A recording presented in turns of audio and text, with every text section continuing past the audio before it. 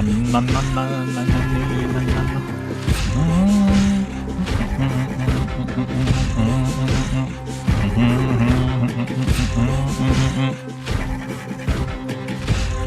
with you ladies in a moment.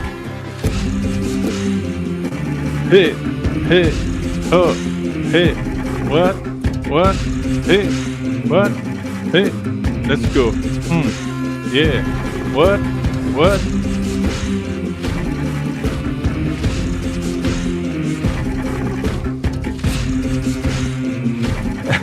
Cool tune, eh, lovely? Yep.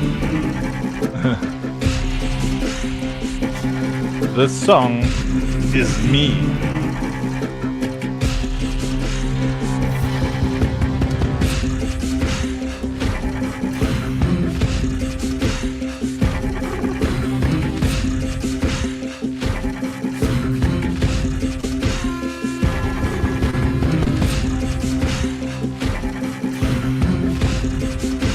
Hey Mavis, doesn't the song make you want to storm the beaches of Britain? Eh? Exactly. The warrior song.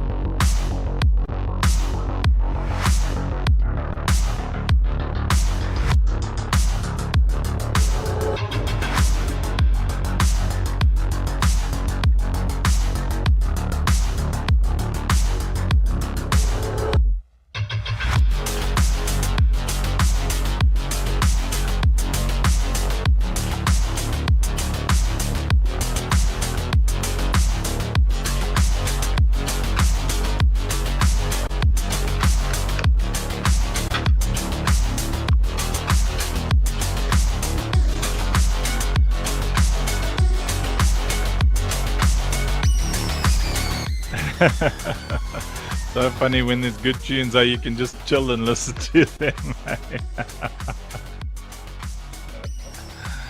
So, hello, ladies. Let me see. Hello. Hello. Hello, Mrs. Wilmot. Mrs. Funk. Mrs. Funk, sorry, my bad.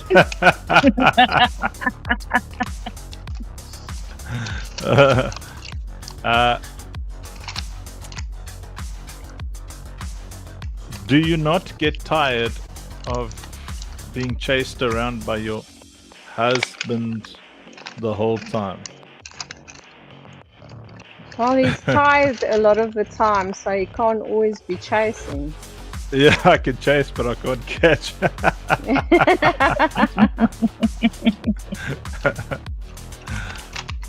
Okay. Oh, excuse me. Let's see.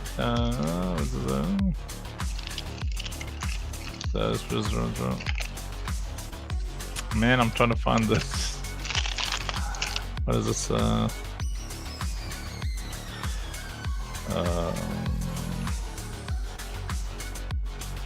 For anyone who wants to hop on stage, Tuesdays we talk about NGO activities.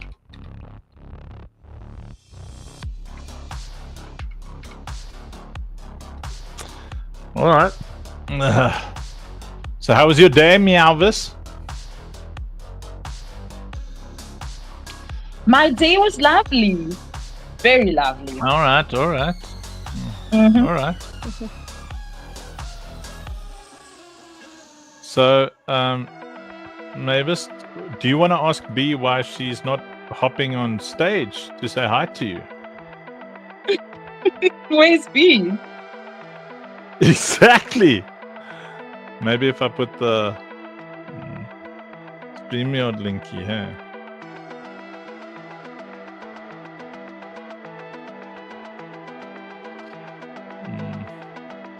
B, where are you? Hey, it's me, B. Welcome to the funk show.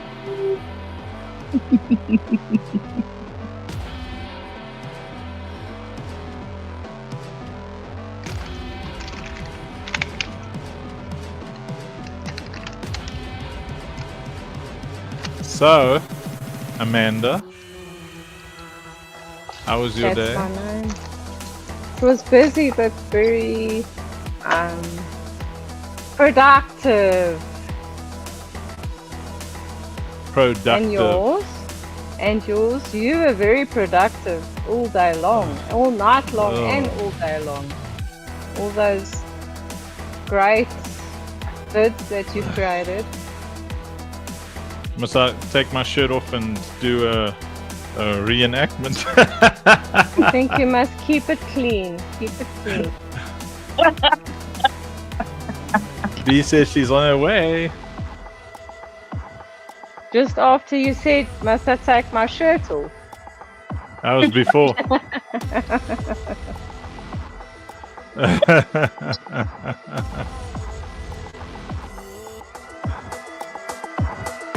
Let's go.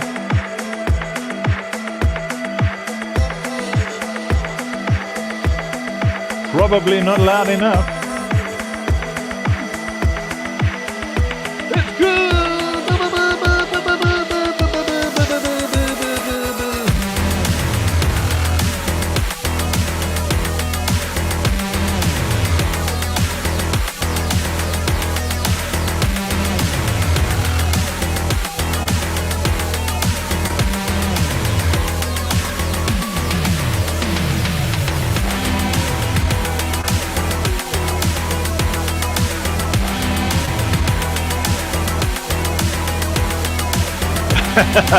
Probably supposed to be talking.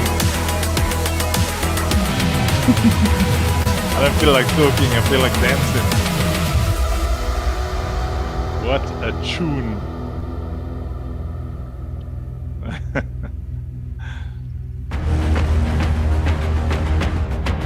Hey.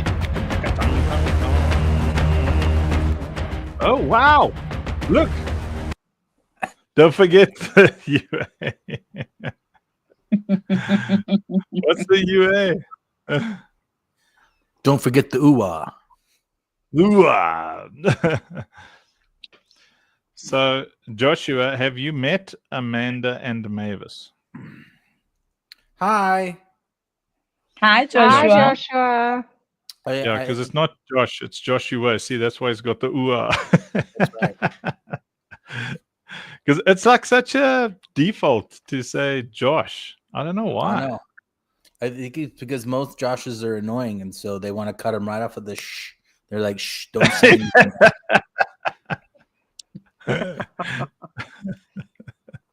Well, I never thought of it that way. Joshua is very, very talented musically.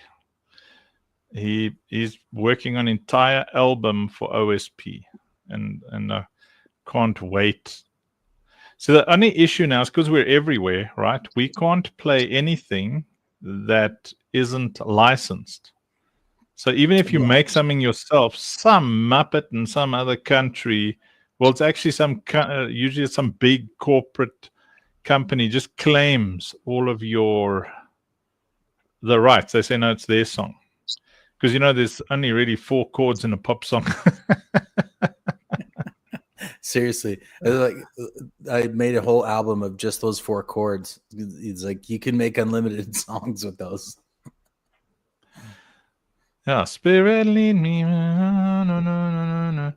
And I still haven't found what I'm looking for. It's the same chords. So same chords.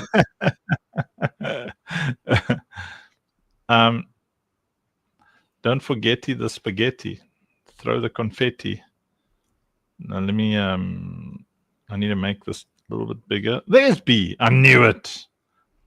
What did you Hi, know, B. Funky? Hi. Hi. What did you know, Funky? That I was missing something. Oh, I was looking around. Look, I knew I need to make this window bigger because B is not here. Thus, there is a hole in all of our souls. No bee, no honey, that's very true. No bee, no honey, no sweetness. Exactly. Ooh. You're all on fire today. And only Betty likes bitter butter. How's the rest of that go? Betty likes bitter butter. And what's the rest? Isn't it like a tongue twister? Betty likes bitter butter because bitter butter is better. Because Betty thinks Betty likes bitter butter because Betty thinks bitter butter is better. Yeah, I think it's something like that. Let's see, B, can you do it? Probably not. I haven't actually heard that one before. That's a new one for me. You'll have to Google it to see what the proper thing is. But I mean, that's bad enough. Betty loves bitter butter because Betty believes that bitter butter is better. Faster now, faster, double time. Betty loves bitter butter because Betty believes that bitter butter is better. Ooh, cola. Well, it's zip. I am fling around for peppermint tart with B, and I don't see any. Could you please Mavis for a second? It's not Saturday yet. Okay. Is that a Saturday special? This Saturday. Well, we are. Mavis is making a double caramel. Oh my gosh. Peppermint tart on Saturday for our special dinner guests. That's awesome. So, Lovey, B is a physio the rapist. That's what I'm doing now. I'm working out. And my wife thinks that because she is smoking hot, she can push me around. I mean, there is a lot of truth in that, Funky. What do you I mean? quite agree with her anyway. Joshua's like, there's nothing I can say.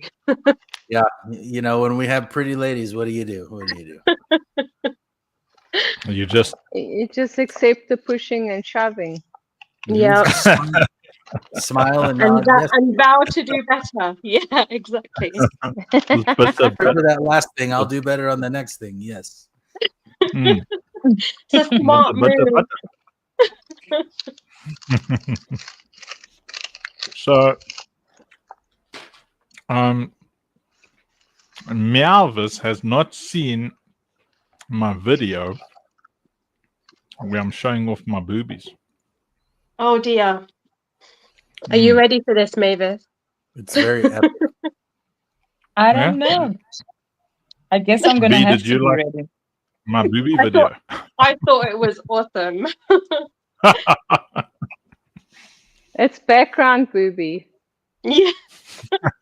Yeah, they're not in your face. Yeah. You have to find them. I think that was a Barbie. Wasn't that a Barbie background, booby Barbie or something? With butter. Part of the supporting Oh, cast. then I think I'm ready. That's brilliant. Well, being that Betty likes, the bitter butter, because she believes that bitter butter is better. I found the official saying on that, by the way. Oh, go on, Joshua. What is it? All right, so I've got to get this microphone closer. Betty Batter bought some butter, but she said the butter's bitter. If I put my batter, I will make my batter bitter. Bought a bit of better butter, not a bit of bitter butter. That will make my batter better yet.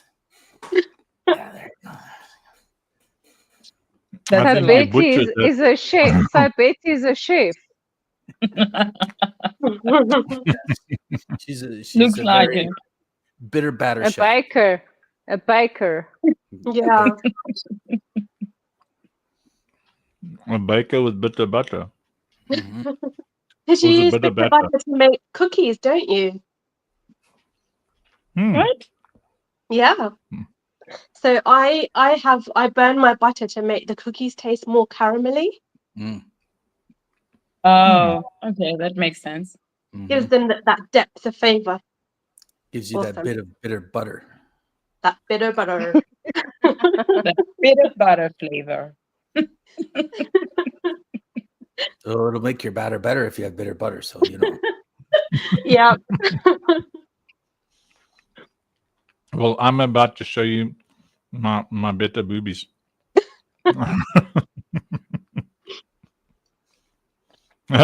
Watched the Stephen Fry video where he actually spoke those very words last night. Nice. That guy's very clever. Here comes my booby You don't video. close a rip. You hold it back until someone can extract the civilians. Then you wait for a prime or a soulbound.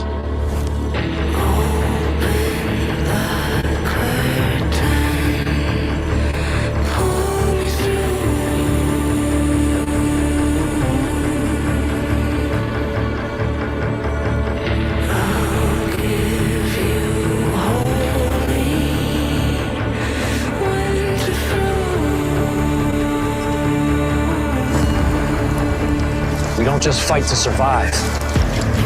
We fight so they don't have to. This fight is powered by Say. Strength forged in speed, security, and unity.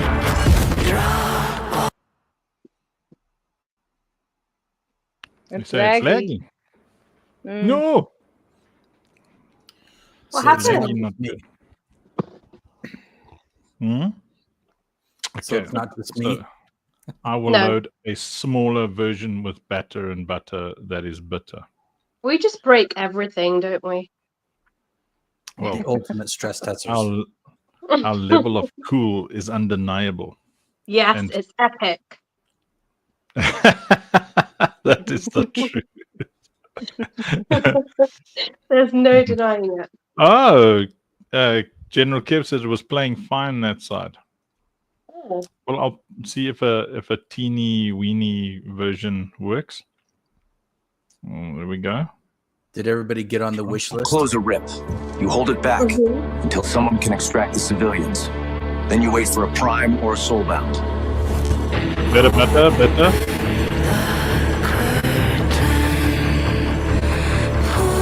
Still lagging my side. Maybe we have to let it load up to StreamYard or something. With all the bitter butter battering my boobies. Right.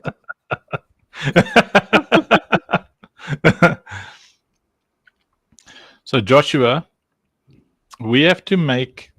Okay, so besides those videos. Oh, he's written like beautiful songs for OSP, and that was my main thing. I was like, how are we going to get this stuff in there because of the damn royalties and stuff? We'll figure it out. General Kev says, you'd better batter up those bitter boobies, Funkster.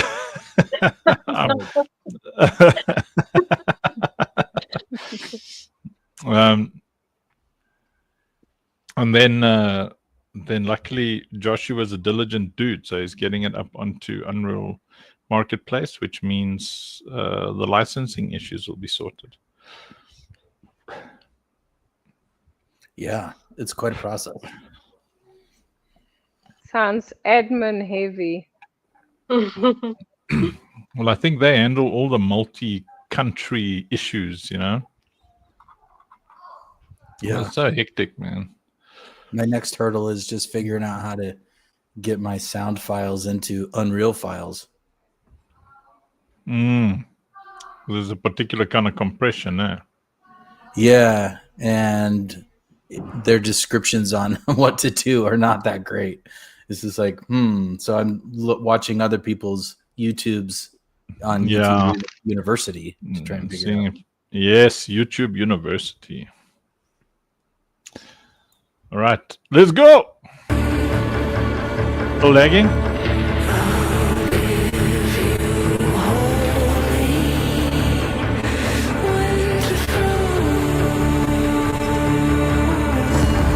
It looks laggy. We don't just fight to survive. We fight so they don't have to. This fight is powered by Say. It's a lot Strength better. forged in speed, security, and unity.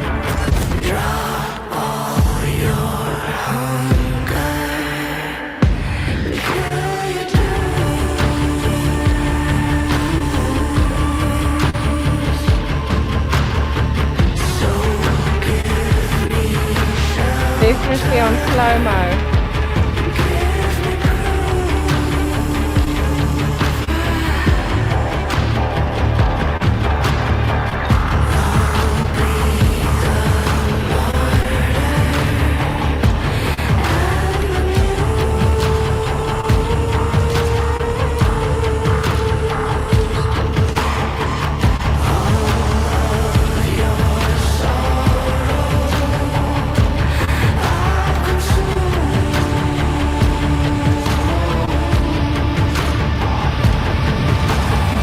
As a young boy, I had this fantasy, this dream, that I could one day become this warrior who had the power to change things in this world, to set right the injustice, to defend the weak, the innocent. But you don't really get those opportunities. We aren't running around without shirts, wearing skins and stuff like that anymore. Every girl safe. One place where we can become those heroes is in stories and games. And we said, let us put everything we love about gaming into one game. Let us tell a story that we would have loved to be a part of. Let us tell a story that resonates with who we are and create characters who we could have been if we were in that world. And so we built Operation Safe Place Defense. Join us now. Claim your place. Wishlist on Epic Games today.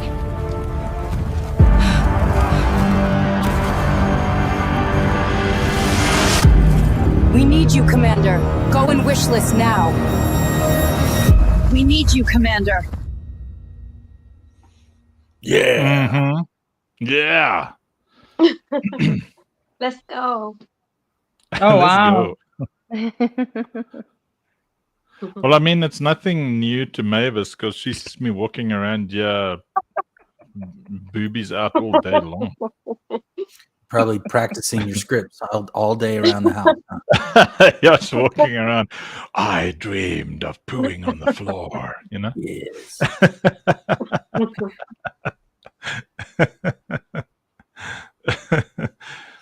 Yeah,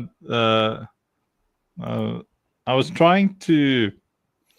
I don't know if anybody can pick up the metaphor that I was trying to throw on the floor. The throw on the floor metaphor.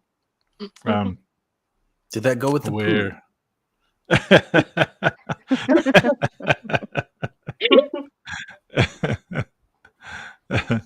Hi, Lovey.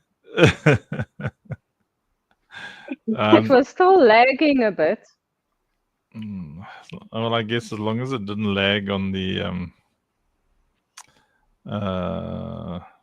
stream, I don't know. I don't know. I'm like what? And then I'm like, what? And I'm like, what? Hello. I'm big. Yeah, General Kev says we're all good here. So, ladies and gentlemen, this is my wife, Mrs. Funk, and she's been putting up with me for just over 27 years. And I think she's awesome.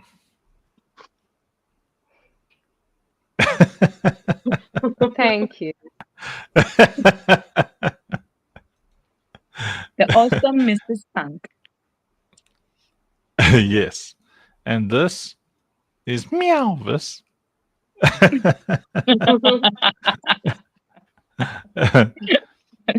And she's been putting up with my nonsense for like 6 or 7 years. I don't know how long you've been putting up with my nonsense. 7 years?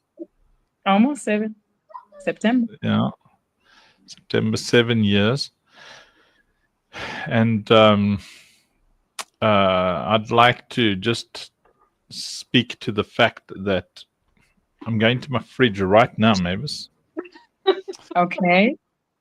And I know your potential and your purpose and your capability. Yet, in this fridge, there is no What's going on?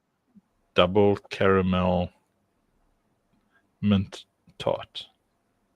Your double caramel peppermint crisp tarts. Okay, hold on. You're in the fridge, right? Yes, I was. Yeah. How about you open the top freezer drawer? Yeah.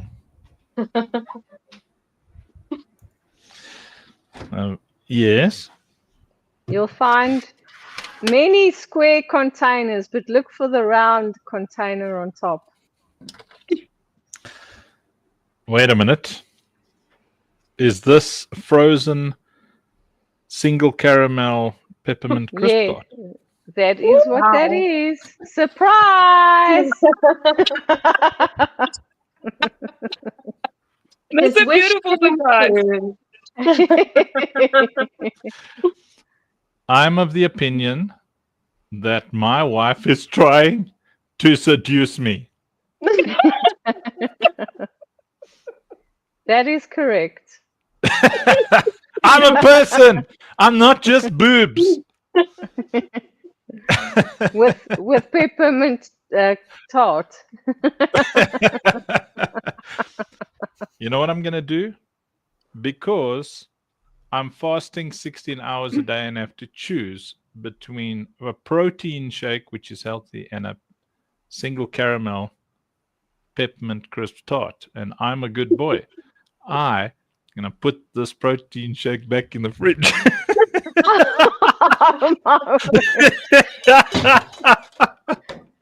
Remember what happens when you break fast with sugar, eh? You poo fast. No.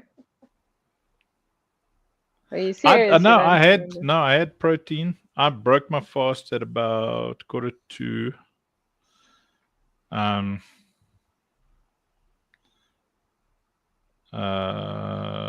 6. Okay, so in 10 minutes you clear.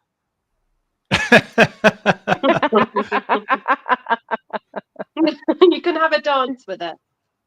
And then it should be slightly defrosted by then. Yes. So, Joshua, I'm going to try and find our history because I deleted 6 terabytes of hard driverage. Yeah. Due to crackery virus-ish stuff. So I've got to find our conversation. I don't know what your name is. You change your name every week. Okay. It's your fault. You guys do it. My bad. So makes yay, it says Joshua. Makes only beats. Boom. So I'm gonna try and find that cool. Do you have them all like in a folder? Or not really? Are you talking about on Discord? No, well, yeah, I'm looking on Discord, but do you put all your Matrix in a folder and all the OSP tunes in a folder, and was everything everywhere like What you on my looking computer? for? That Lucille song. Oh. We'll probably get muted everywhere. So do they just automatically detect if you're playing any kind of music and say, not here?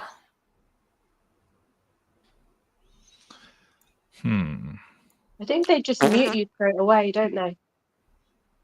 Andrew, did you hear the any question? kind of music? That's just crazy. What? E-mastered Athera. What's this one? Can you guys hear that? Probably not.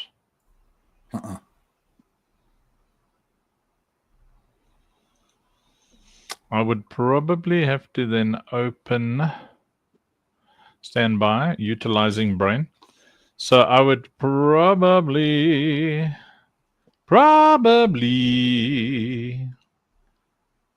let me try this. If I maybe open, no, it won't work. Yeah, we'll just have to be patient. So we have to make like, for me to play people music, have to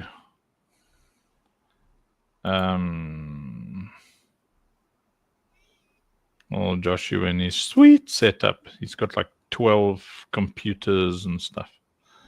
So we probably have to make like some videos with these things, you know? Yeah. Ghost in the Rift. Be some cool in-game footage. Well, I mean, like Chennai Ghost in the Rift, we have to figure out, because it's so nice. I'm going to try and figure out how to do this. Okay, so I'll download it. I don't know how. How can they hear this? Let me try and open Discord and do an experiment quick. Discord's very similar to Datcord, except it's Discord. Just don't go pressing too many buttons. Yeah, then it'll end. Especially at the same time. Lovey, you know how Don't many say times what I've is- ended everything? Don't say what does this button do either. Exactly. We've heard that way too often. So our youngest I feel daughter, a lot of judgment going on here. Our youngest daughter, when she was little, we'd always ask her, "What are you doing?" And she'd be like, "I'm doing this." And it was the most profound thing I've ever heard from anybody. Oh. I'm doing this from a little 2-3-year-old, you know. Oh, cute. It's been our life motto. When you ask anybody, "What are you doing?"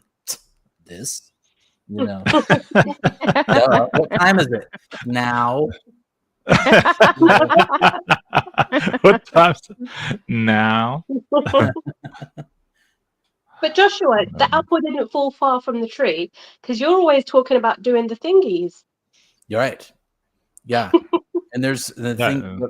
The problem with doing thingies is sometimes figuring out which one to do first. You know? You're saying she's certain about what this is. Yeah. When I'm certain she's supposed to be doing that, and she just wants to do this, you know. I love it. The whatchamacallits. Yeah. No. Well, I mean, I remember when I used to do thingies.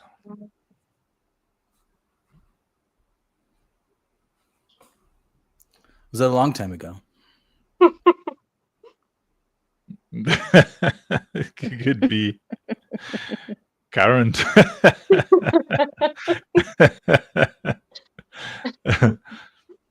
It's so funny. What I dig is that Mrs. Funk has been married to me for a very long time, right?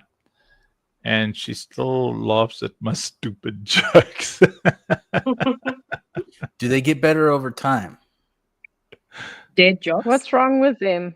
They're good No, already. They don't need to get better.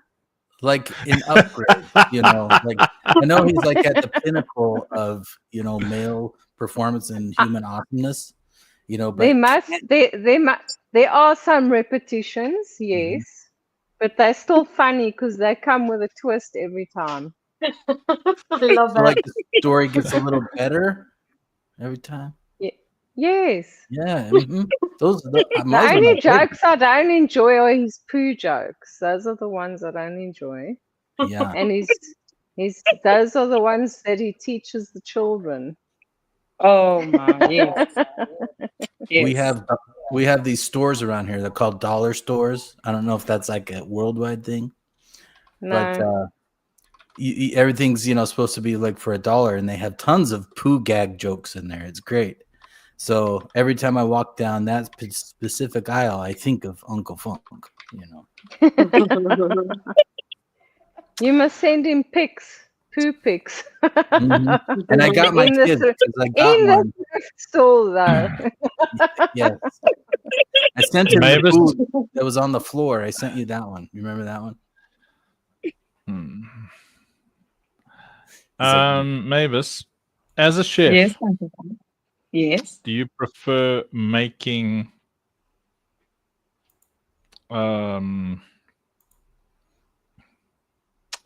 shish kebabs or updog?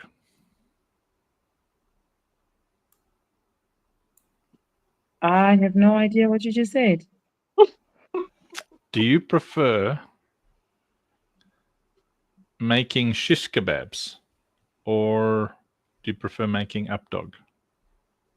What is shish kebabs?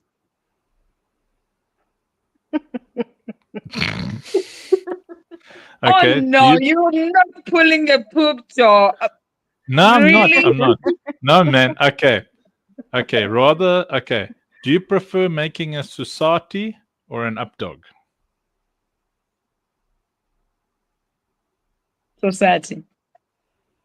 Why? What are we talking about? Food, really?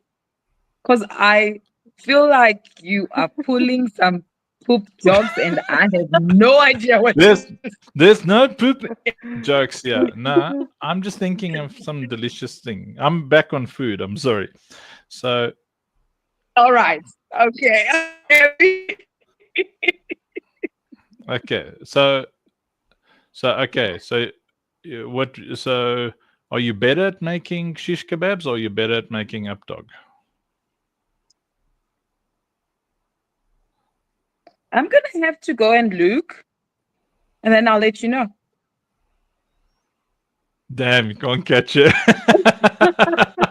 That was a good answer. B, do you know that one? Yeah. Buy yourself time each time. What's up, Rob? Yeah, it's like, so he said, "What's up, dog?" And you say, "Nothing. What's up with you?" You can. So that's why I laughed, because you said, "What's a shish kebab?" instead of what's up, dog.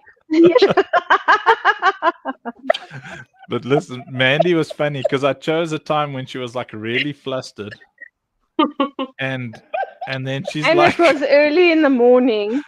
Yeah, so it's early in the morning, and then she's like, "What the hell is up, dog?" And I'm like, "I'm good. What the hell's up with you, girl?"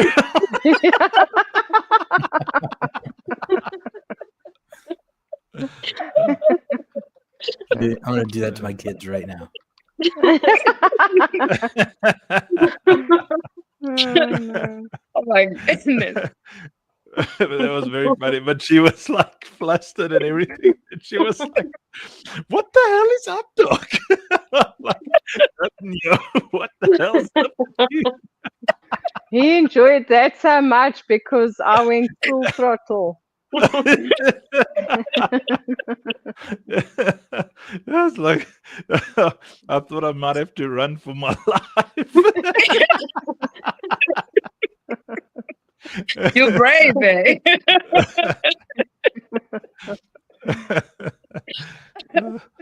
I saw this terrible YouTube clip with this guy. Oh, it's such a nasty thing. So he's in a restaurant, and then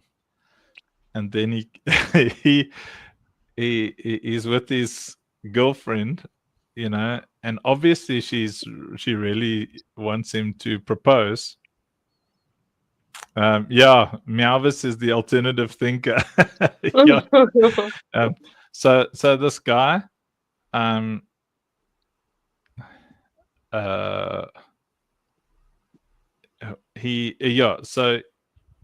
he like sits there and he goes ding ding ding ding ding ding ding. Hey, there's Shreyas and Rob. Welcome, Shreyas. Hey guys. Hey, man. Hi. Telling this funny YouTube vid that I watched. So I don't know what was in that thing that she opened, but there wasn't a wedding ring. It was like something like a coin for a washing machine, like a special coin that she recognized from the laundromat. Or like some kind of card to do his washing or something. Yes, and then she was upset, and then she started crying and ran outside. And then he was like, "No, I'm just joking." And he goes down on one knee in front of everybody, and then he goes like this. No, hang on, he does this to her. Yes, then she starts punching him and stuff. That's so nasty. The whole time she thinks he's gonna propose. No, anyway, so silly. Okay, so this is am I sharing it? You go and hear it. Let me see if I can hear it, man. So Rob. Okay, Rob's probably in a meeting. Something. Oh, you're busy eating. I'm gonna eat a single caramel peppermint crisp tart in a moment. That Mavis baked and I hid as for a special time such as this. Is Hallelujah. that allowed, Mrs. Funk? Is that allowed? Once the peppermint crisp tart rule is broken, it's broken. I thought the rule is everyone must eat peppermint crisp tart. I mean, it's pretty healthy. It's got peppermints in it. It's got tarts in it. Shreyas, do you feel that peppermint, like single caramel peppermint crisp tart, is healthy? What up, Joshua? Well, Hello. I don't know, to be honest, because I really don't like have those foods. Like I'm from India, and if you could let me know like more ingredients of it, maybe I could judge. It's very healthy. Mavis, go for it. If your country doesn't have peppermint crisp tart, you need to move ASAP to a country that does have peppermint crisp tart. Yeah. India's got curry mint tart. So it's like a, what is it like? It's like a fridge dessert, which has like a biscuit base. and then Oh my inside God. it is a mix of like. Wait, where's one of the ladies? I hand over to one of the ladies. Mavis is actually the one who made this. She's a Go, actual Mavis. chef. Go. Okay, so it's caramel treat, cream, and peppermint crisp chocolate that you mix together, and you put it on the coconut biscuit base, and then you let it sit so that crushed coconut biscuits. Okay, Yeah. No, it's not crushed. It's not crushed. Like it looks very you let it sit so that it gets moist with the cream and the caramel treat in the. Yes, we can. Oh my goodness, you're making us hungry. Party foul. well on the Oh, healthy aspect of it. I don't think so. It's like healthy, but it tastes good, so it's good. That's all. It's not healthy. Yeah, exactly. Healthy for your soul. It's really But it good. is, That's but it all. is delicious. So much lying going on this stage. I'm the think one anything eating that it. helps I you can feel the emotionally is vitamins. Anything that helps you emotionally is healthy, right? Yes, love that. Even if it makes me a fatty. Happy fatty?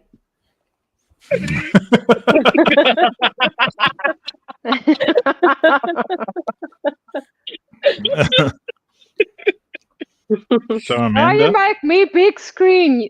Make yourself big screen. it's not me. It's Who Rob. is it?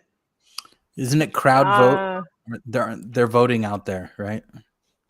Yeah. Whatever, Joshua.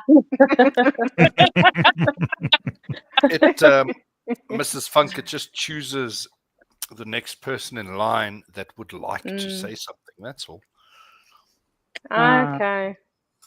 Is it a bot? Must be. Or it's your husband. You decide. Exactly. So General Kev, when you visit, Mavis will make you some single caramel. Hey, this Twisted. Twisted Tinker doesn't want to visit us because he's American and we're Africans, and he doesn't want to have anything to do with Africans. He's a bit of a racist.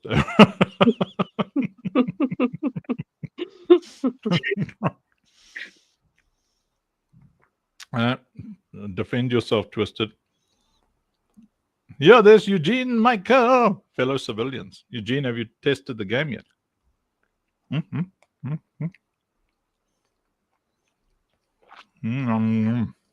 I think Twisted just needs one of those desserts and then he'll be there. I remember when my name was Twisted.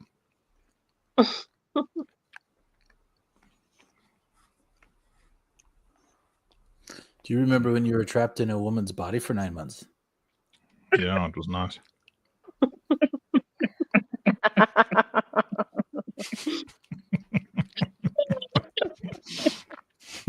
Oh, you guys. He tells us stories all the time about his young childhood. So. I see Uncle Funk has recruited a gang around him with the jocks. Yes.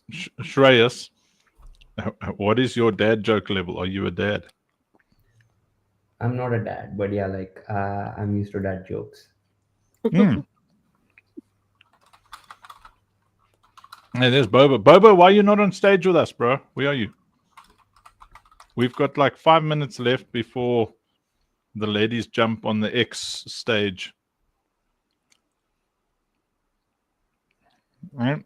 B? I have a very Bobo's a racist. question. Yeah. For B, seeing she's very edumacated, what makes a peppermint crisp unhealthy? I would like to understand this. I don't think it is unhealthy. Thank you. I think it depends how much you eat. I disagree, but no, you already answered my question. It's fine. Thank you very much. You're We welcome, Rob. appreciate you. I mean, based on what I should eat, should be spherical in shape. Spherical. But I stay away from vegetables and other things grow in the ground. Plants are trying to kill us, Rob. Exactly. I fully agree with you, Joshua.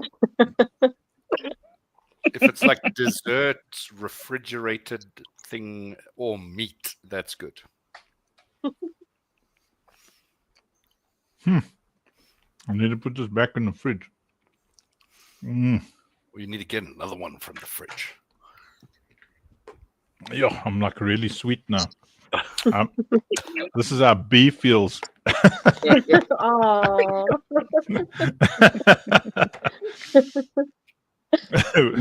My kids asked around me with how we honey. streamed Yeah. things in the 80s.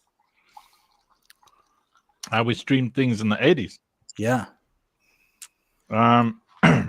Did you tell them how we used to stream things? Well, I just said we rewound a lot of things. We pushed a lot of buttons. With the pen. Yeah. Stick a pen in the cassette. Yeah, wind it. You have to be highly skilled for that. Yeah. And I would chew on my pencils so they get more of a gear type of thing. Wow. You're advanced. Then they never came out, though. That was the problem. Come, Bobo. We only got 5 minutes left. Jump up here. Where's Bobo? So how would Go for it, one Rob. in those days go viral on Betamax? Would you have to like produce a lot of the videos and then physically distribute them? Probably. Yeah. I had friends that did that. They would have trunk loads of movies. And they would literally drive them around to every video store. Here, have my movie.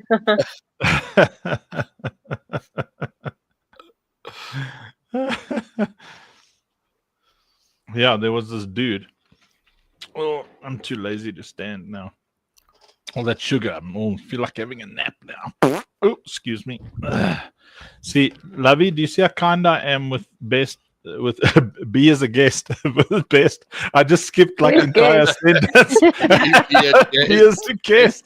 Like I left out everything between the word B and the G. You see what sugar does to him? Oh dear. He's buzzing like a bee. Oh, no. The Twisted says we drew pictures and then turned it into a plane and threw it. That's how I used to stream. Yeah. No, so we so streaming in the 80s, that was basically Twisted, I thought we were friends, bro. Too much sugar. Yeah, see. Is it because I'm African?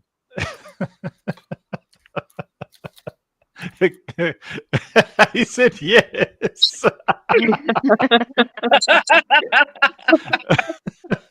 Oh, I think Bobo's here. Hey, where's Bobo? Welcome to the stage, Bobo. Sugar. Hey everyone. Hello, Uncle Frank. Will you excuse? Hey, Bobo. Sorry. Hey, Bobo, Hello. look at this now. You made my wife leave. Oh, Why you say terrible things? Look at her now. She's like, look at her. Shame, man. My poor wife. Nah, I mean, she's smiling. I can see all her 32 teeth. She's very excited to see Bobo. DJ Bobo. Yay. I like to move it. So the ladies, so Meowvis and Mrs. Funk are going to drop to go to the X space. So then we'll talk to Bobo for like 5 minutes and then we'll stream the X space. So don't let me down, Mrs. Funk. I want to hear a good like 15% NGO talk, 85% how awesome your husband is. So like normal. Yeah, normal, yeah. But And fun. those I did Yeah. unbriefed. No, Oh. those I did unbriefed. Now I've been briefed. Okay, thank you. But funk, should they not be attending like a current stage, not an X stage? Oh, Over and out. See you on the other side. Bye. In X stage class. I'd have to go play a song. I have to go. Fine. See what Bye. you did. I'm gonna go to the stage. Bye. Fine. Did I just crash the party? So, what time is it there by you, Bobo? It's 6 o'clock. 6 o'clock p.m. Yeah. So at 5 o'clock, our show starts on a Tuesday. Then we do this first, where we just hang out. So it's like a warm up, and then at 6 o'clock your time, 8 o'clock our time. Well, I don't know what time it is for the other guys. Then they go live on X, and then we actually stream their live on Exity stuff, so that everyone can hear it. It's like 11:30 for me in the night. 11:30, Shreyas. You should be sleeping, dreaming of curry biryani bunnies hopping through your room. Actually, I scheduled like the Tuesdays for this from the last week because we had like a really nice chat last week. So yeah, this is all fine. Oh, nice, man. Yeah, if you schedule it. So on Thursdays, we're a lot more. Well, we're supposed to be a lot more serious. I don't know. I just like hanging out these days. I blame it on Bobo. Blame it on Rob. So Bobo, where you from? I'm from Ghana. I'm from Ghana. Ghana? West Africa. Yeah. We are neighbors. Yeah. Yeah. Yeah. We too You're are South very Africa, right? African. Yes, we are. Yes, but Twisted Tinker is a racist because we're Africans, so he doesn't want to visit us because he says we smell funny. Wow. So myself and Uncle are from South Africa, and then Leonard is from, well, technically not South Africa. He's from Pretoria. Okay. What are you trying to say, man? What's wrong with Pretoria, man? It's Pretoria is very similar to Bloemfontein. Yes. No, wait. I need more words, man. I need to understand. They have like Osavars parked outside the town hall, Osavars outside the town hall. Yeah, it's like those wagons. Wagons. They have wagons parked outside and horses roaming the streets. So, Shreyas, you speak to Bobo about why he didn't bring us any Ghanaian food. Ghanaian food. Do you know where Ghanaian is food? my Ghanaian food? Ghana jollof. What's the national dish there in Ghana?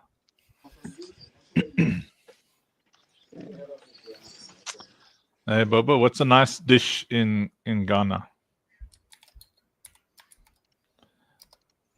Oh, Bobo doesn't want to talk to us anymore. Ghanaian. He's Ghanaian. I would say goat.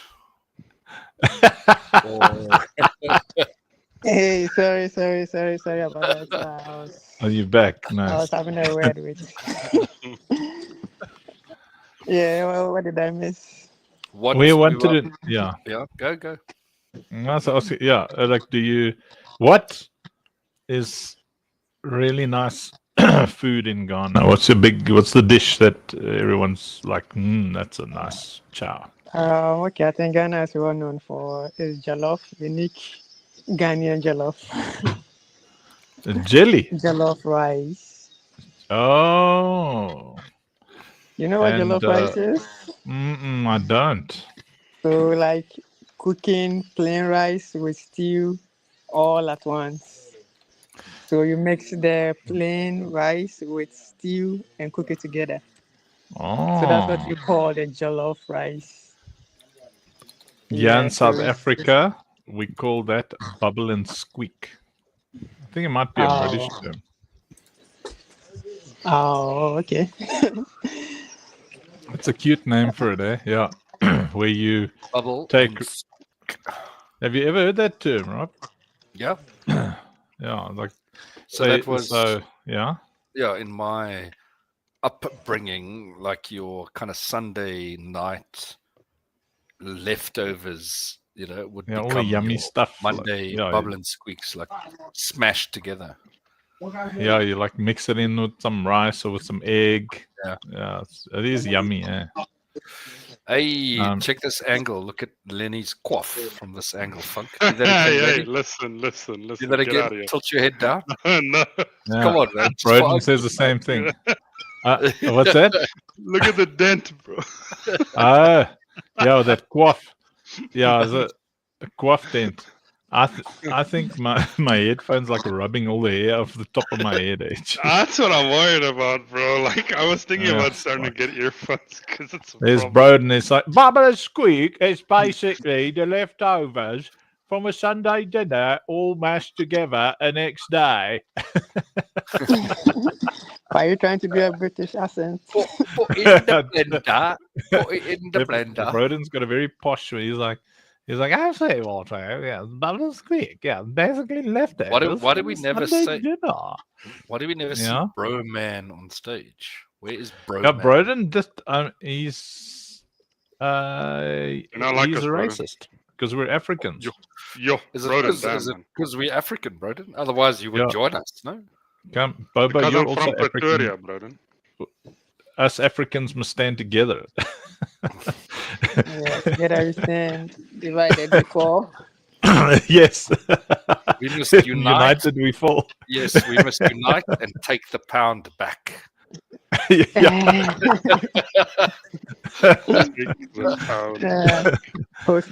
Hostile takeover. Yes. Right. Let's go over to. Are you gonna restream the stream of the X stream? Make it a current stream. Nice. I thought B still here, but B was there. Is B still here or she slept? She's on the other stage. Okay, on X. Okay. All right, I'm going to share it in here, and then we can listen. That's where the girls went.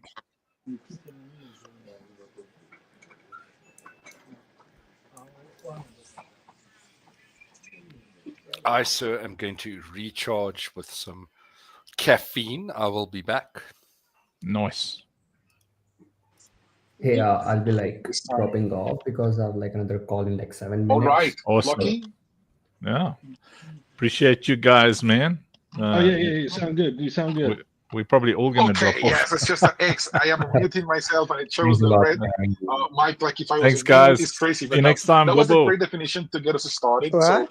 So, our NGO ladies kind of already understand what Lauren Gaming can relate to, the story, the backstory behind his character. For the NGO, this.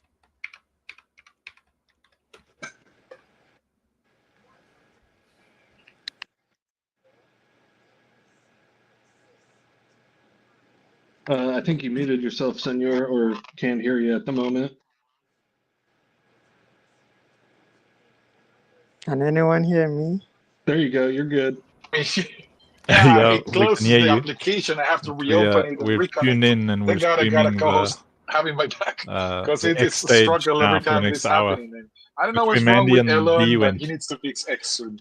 But we roll with it and we get used to Okay. driving through it all. So can they hear me when I Yes, that speak? was a point. So now I know that the lore between Operation Safe Place is a very deep one. There are even books behind these characters and behind this love story. But we got this space to shine light on the NGO and what's happening in South Africa with these amazing ladies that keep looking after every little one. So I have Mavis on the stage and Mrs. Funk as well. Welcome, ladies. Thank you for honoring us with your presence and with your wisdom every week. I'm going to pass it to Mavis for a quick intro, and I'll ask you, what is that story that you would say defined the lore for you as a character in the NGO?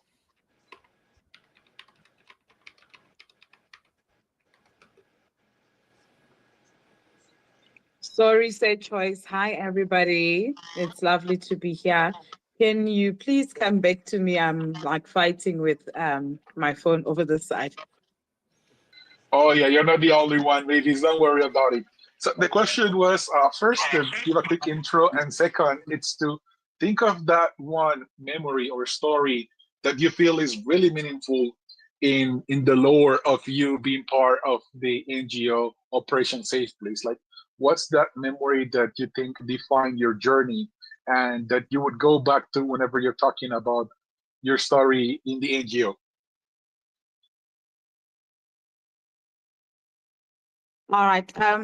Thank you so much for having me. So I would like to say I grew up with a heart to save and to save others and to give back. And when I became part of the NGO, it's like a dream that came true. It's like everything had come full circle. You know, when you go through life and you're not sure where you're going, and you're not sure what's going on in your life and where do you want to be, and finally I got to be part of the NGO through my brother, and it was like finally everything that I grew up with and everything that I had learned, it was to take me to this place to being part of the NGO.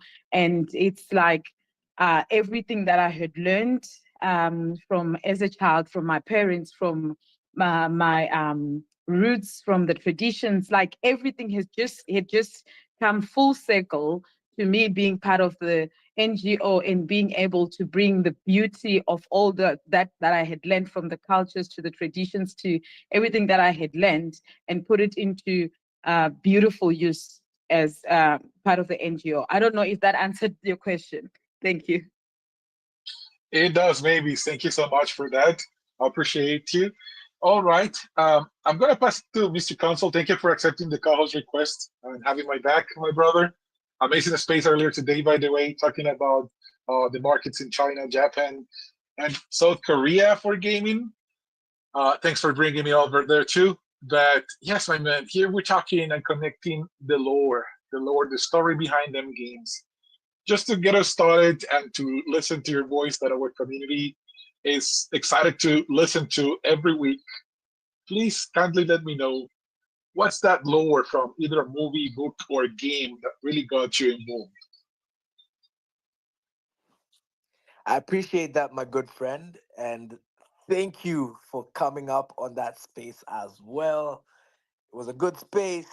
This space is gonna be even better because we're gonna go deeper. You know, it's interesting because I got to reflect on how I would define law of what Flocky said. And I believe law, essentially the story, is the journey the gamer undertakes in. It's the gamer becoming, it's the character unfolding, it's the challenges you face that you eventually conquer, that you come out on the other side a renewed being. And when you really reflect on it, I think every hero story has the same backbone.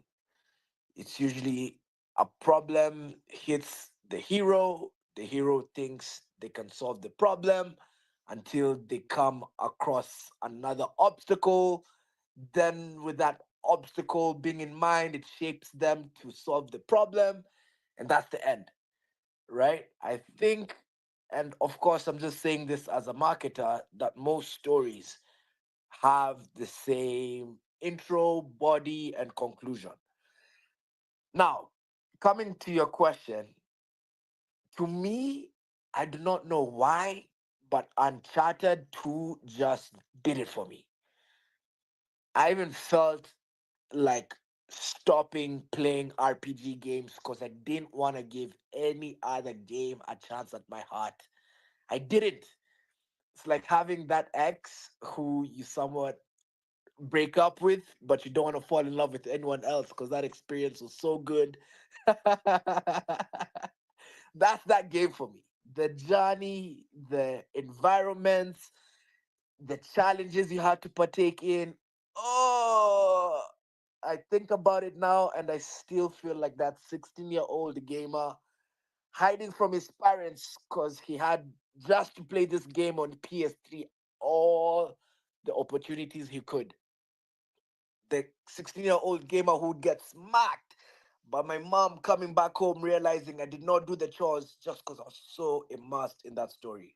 So that is it for me, my friend. Uncharted 2, absolute classic, and the story just resembles that hero classic that echoes and mimics itself in other stories. Sorry for rambling. No, my brother, you're most welcome. I appreciate every ramble you bring to the show. Your vibes are next level, so you're most welcome. All right. Um, Joshua, before I go with Miss Funk, I will give you the mic to give yourself a quick intro to share what you're doing with the music, with the beats, so the rest of our community is aware. You got the shout out for the amazing song at the start. So just who you are, what you're out about, and if you have some comments inside yourself lower, let us know. Oh, sure. Put me on the spot. Thanks for the compliments, Floki. That was awesome. I'm just trying to contribute where I can, lift where I stand. I found these guys at the beginning of their nonstop daily onslaught of awesomeness with Funk Show, and I just really enjoy the purpose behind everything and the people that are involved. So I'm just here to help out and provide some awesome music and maybe a couple chuckles. That's it. Amazing, Joshua. Appreciate you. Okay, Mrs. Funk. Good morning, good evening, good afternoon. I think it's good evening for you, but for everybody in the space, you are here to shine light on us because you've been part of that lore, that journey that I recently, through tuning into the streams and the Funk Show weekly, discoveries more connected to your journey and the journey of Andrew than people would think it is. Because we can even relate Andrew with characters inside the game. And I'm sure that your journey in this life has taken you to where you are and shaped things. So we're all here eager to listen to that lore behind the NGO. Hi, everyone. Lovely to be back. Thank you for putting me on stage and asking me that insightful question. So let's start with in game. The lure is about Lucille, who gets abducted, and the journey of going to save her and find her. And the slogan is "Every girl safe." Then you draw a line between that and the NGO, where our goal is to keep every girl safe and bring awareness to child trafficking or trafficking per se.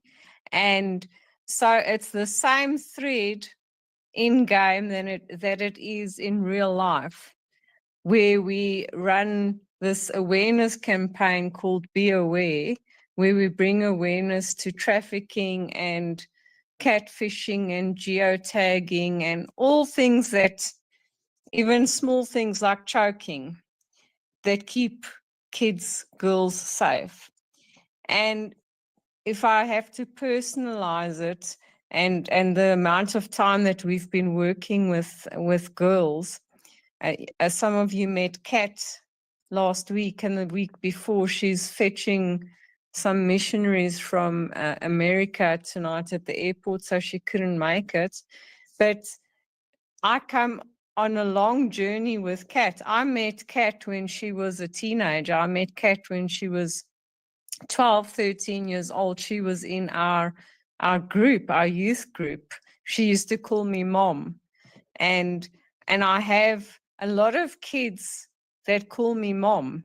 You know, Kat doesn't call me mom anymore. She's ranked up, as you've heard. She's this wise woman who's just flows with words, and I'm so proud of her. But so what I'm trying to say is that how it relates to me is that I've walked a journey with many girls, a long life journey, and I've had the privilege of of training them and counseling them and be loving them to a place where they saw me as their mother.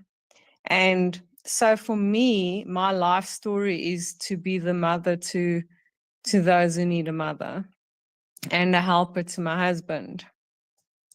And I think that was a lengthy answer. Oh, but we love to hear it, Amanda.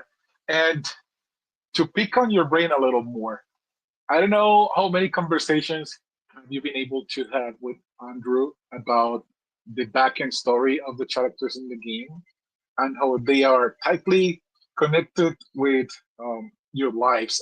You know, Operation Safe Place is telling us a story that goes through the years. It goes through time. And I wonder, I understand that this old wizard born in the ancient times, it's embodying a lot of characteristics from Andrew, but from Lucille, I would like to listen more about Lucille. Do you know where that back end story is coming from? I would be lying if I say yes, I know where the back end story is coming from. I know that when he created Lucille, he used my dimensions of my face to create Lucille. As far as the character and who she is, I wouldn't be able to say. I haven't really dug into his brain to find that out from him. He's just so super creative. I don't know if he's told you that story before. He might have told you that story before. Oh, I haven't touched into that one yet, but I knew that it somehow had to be inspiring you because for him to express all that love within the game towards a character, I know that there had to be a deep connection with someone around him. So now that you're putting in that, you know, the features of Lucille were inspiring you, it's an easy answer. Maybe I see your hand is up. The microphone is yours. So I know a little bit of the Lucille character that he mentioned in one of our wisdom sessions that we do weekly. He said it was the character was based on the NGO woman. So that's Mrs. Funk. And we have this beautiful lady we call Auntie Vanessa, like most ladies in our ministry who are these loving mothers who just give you love and help you heal if you need to heal. Like he just said roughly, like when he spoke about it, he just said quickly, it was mainly the character was mainly focused on the healing that the mothers in the ministry were doing in the everyday, day-to-day Operation Safe Place things that we do.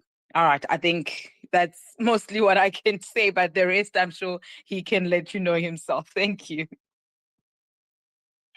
Appreciate that, babies. Love it. It's beautiful because the purpose that I have with this space is to connect the two worlds, and it's to show everybody how they can become real life heroes just by playing a game, right? It's in the title. We're playing to change. We're here to change lives. So I want to connect the things now, and anybody is free to raise their hands, co-hosts and speakers. But how do you use storytelling to create awareness and to inspire action when you represent the NGO and you go to one place and another, practically begging for funds, waking up people, opening their eyes and making them realize how complicated things are so they can take action? Do you leverage some sort of storytelling when you're going into these journeys? Perhaps Amanda is a good one for that, but I see your hand, Mr. Consul, so I'm going to go to you while she prepares her answer. Yeah, actually, I believe that's for Mrs. Funk and Mavis. Let me listen in because I'm sure they're gonna have some really good takes on the power of storytelling in connecting our hearts. I also gotta greet the ladies. Hello, Mrs. Funk. Hello, Madam Mavis. Can't wait for your takes on this one. Hi, Mr. Consul. So lovely to hear your voice and your laugh as per usual. Well, we're not much of storytellers actually. We're more about sharing our lives and sharing the lives of others. I must say, we're not salespeople. Salespeople are good at telling stories and sharing stories, and they have a sales pitch and goals and targets. For us, it's. I think I speak for Mavis and myself when I say this. It's very difficult for us to put ourselves out there to tell a story to raise funds. We just want to be genuine and speak from our hearts. We don't even want to go into a space, and I don't mean a space like we're on now. I'm saying into a meeting or something like that, where we've prepared a story to tell. We like to flow from the heart.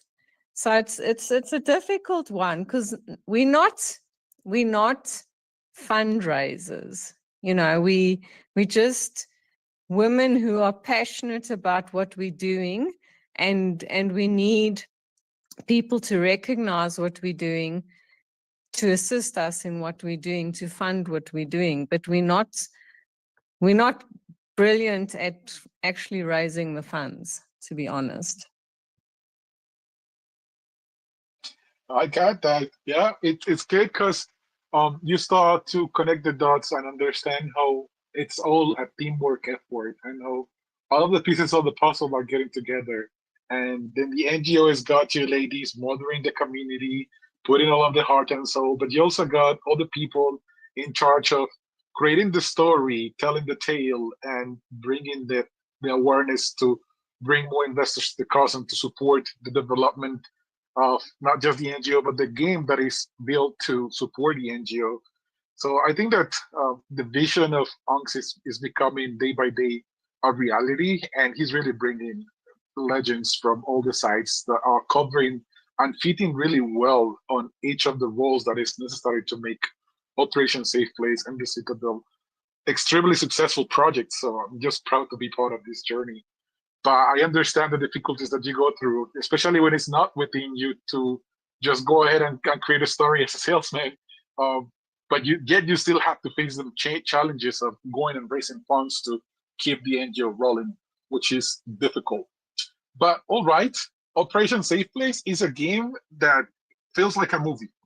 And I think that those who have tried it or watched some of the lore or the gameplay or the cinematics can already feel that there are so many emotions that get you involved and connected. But it's not just something familiar to our game. It's something that's been happening with different books, with different movies, and different games.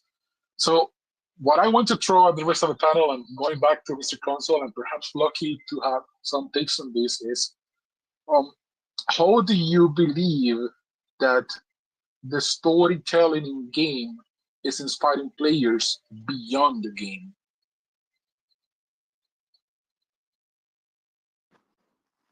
Okay, I can jump into this one because I'm very passionate about games that tell stories.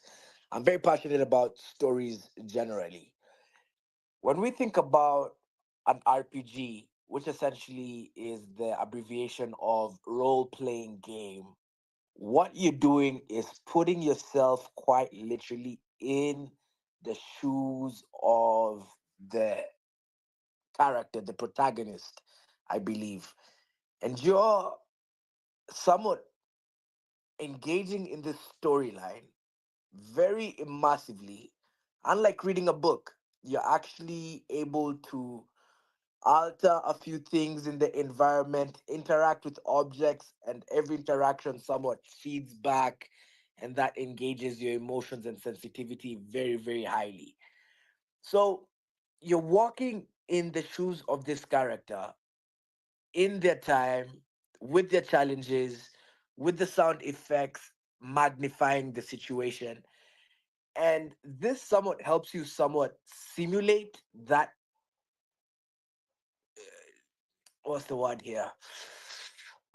It helps you simulate that scene, right?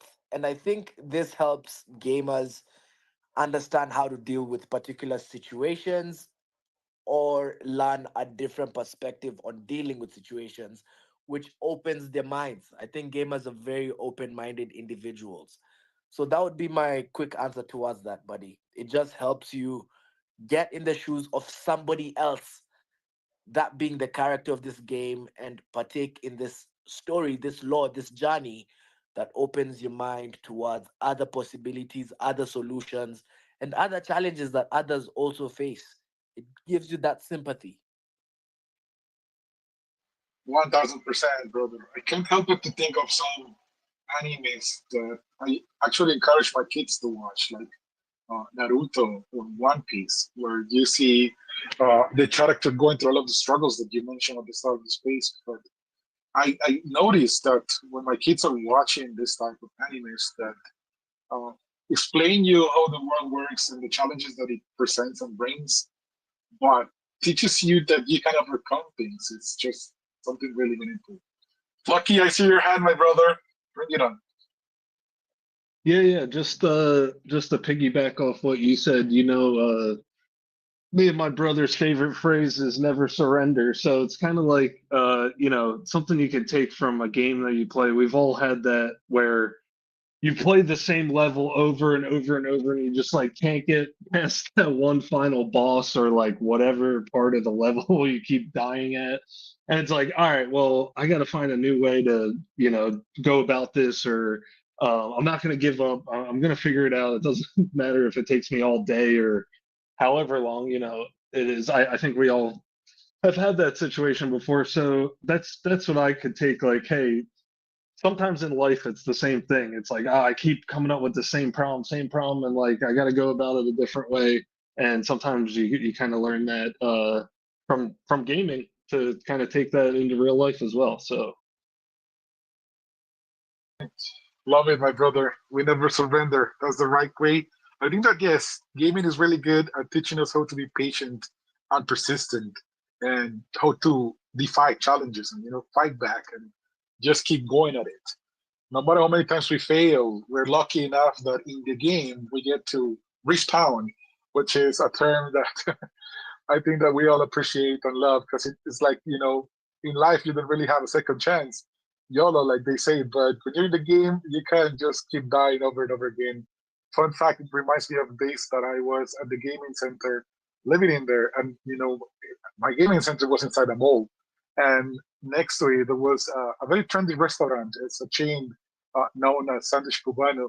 So the customers used to go and have their sandwiches and their meals, and then in the gaming center, we were all gaming. And then suddenly, when the gamers are gaming, you can hear like, "They killed me! They killed me!" And you can maybe picture it, but the people from the restaurant was coming over, like, "Who's getting killed? What's happening here?" We were just gaming, but yeah, we gamers respawn. People often eventually got used to it, but yeah, the fact that you can respawn and just keep fighting back, it's amazing. In life, we don't have so many possibilities, but in gaming, we can just keep going and rolling, and even if we only got one life, like IRL, we still master that way of never surrendering and never giving up on things, and understanding that discipline takes you places. All right. Now I want to go a little bit deeper into the story behind Amanda. We've been going deep in the previous spaces, but I'll try to go from the sides. Amanda, if you were to create a character, what characteristics and features would that character bring, and why would you pick them?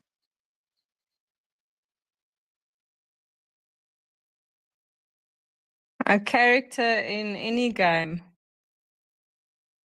That's what you're Yeah, asking. it could even be Operation. Yeah, it could even be Operation Safe Place. Like, I know that Andrew is often that creative side, but I want to hear from you. Like, what would be those characteristics that you picture, not necessarily on the main character of a game or of a story or a movie, whatever angle you want to see it from, but what would be the features, the values that embody this character? Oh, well, definitely kindness, as we've spoken about in the past. A character that so for example, Lucille is a healer, as we all know. So her gift is to heal, and that's why it's so important to find her again. So she's a healer of many people. The character that I would create would be an example. It wouldn't be someone who heals necessarily, but someone who loves, who's kind, and reflects light onto people and makes them feel safe. So that it would be back to people feeling safe, and the image of the character would be a good mother, a good helper, a good wife. That's what I stand for. So that's the character that I would want to portray. Oh, I 100% know that that's it. And now I understand, like, you and Andrew were a match made in heaven, because you were portraying your own characteristics towards the character that you wanted to create in the story, which is beautiful, because Unks also has got his character in Operation Safe Place, which you people will have to find out who he is. So just keep tuning in on the funk shows, keep asking the questions, keep vibing with this amazing community. But yes, we connect the dots, and it's often those positive things that we see in ourselves and in those around us that we want those characters to embody. And we know that life is full of struggles, but we overcome the challenges.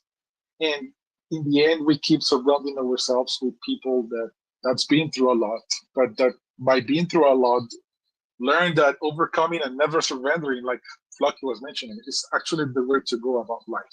Is to keep moving consistently and to find those that resonate with what we're doing, what we're building, to keep growing. Alrighty, Mavis, you've started your journey in the NGO for some years now. You've been working with Andrew and with Amanda and with Kat and a lot more people for years.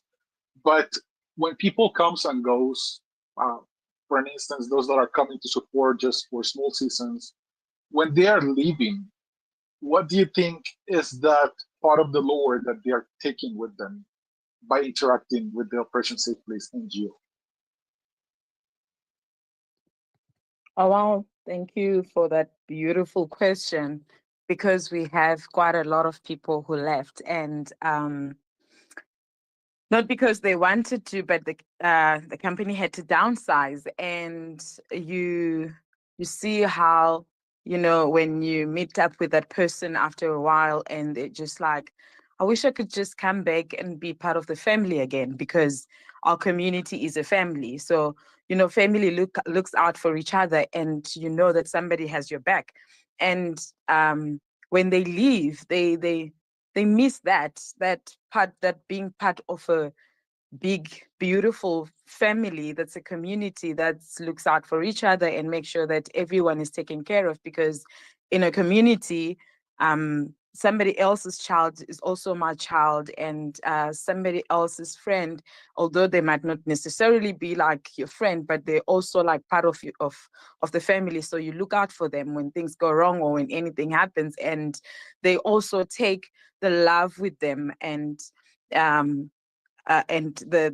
community with them, and trying to replicate that wherever they go. And that's really amazing, because the culture that we have created in this community is basically just based on love. So when they leave, they have that at the bottom, like literally as part of them. And they're like, sometimes even go, if there is ever a chance to just come back, and some do come back and just hang out because of that culture that is set, that everything runs through love. So yeah, I think that is the biggest thing that people take from us. Love to hear that. It's beautiful indeed. Amanda, from your side, what do you think that, aside from what Mavis has mentioned, is there something that you believe is really relevant that like people takes with them when they leave the NGO after supporting for weeks or months, that you know for sure that has changed their lives? So I take with them a sense of responsibility for more than just their inner family. They take with them a sense of responsibility for the greater good, for the greater community. So it's definitely looking outside of themselves and looking unto the lives that we need to impact on a greater scale. You know, Andrew, Uncle Funk loves saying, well, there's a saying out there, charity starts at home. He hates that saying because it might have to start at home, but it can't end at home. You know, because home is beyond our four walls and our roof. Home reaches to whoever our lives can touch, and that's far beyond our four walls. So I think what they take with them is that sense of the greater community and the greater work that has to be done, looking outside of themselves, because it becomes infectious when you start helping people on the scale that we're helping people. You actually start thriving off it and loving it. As challenging as it is, it becomes like a drug. You want more of that because it's just such an amazing feeling to help so many people and to not only think about yourself and your own family.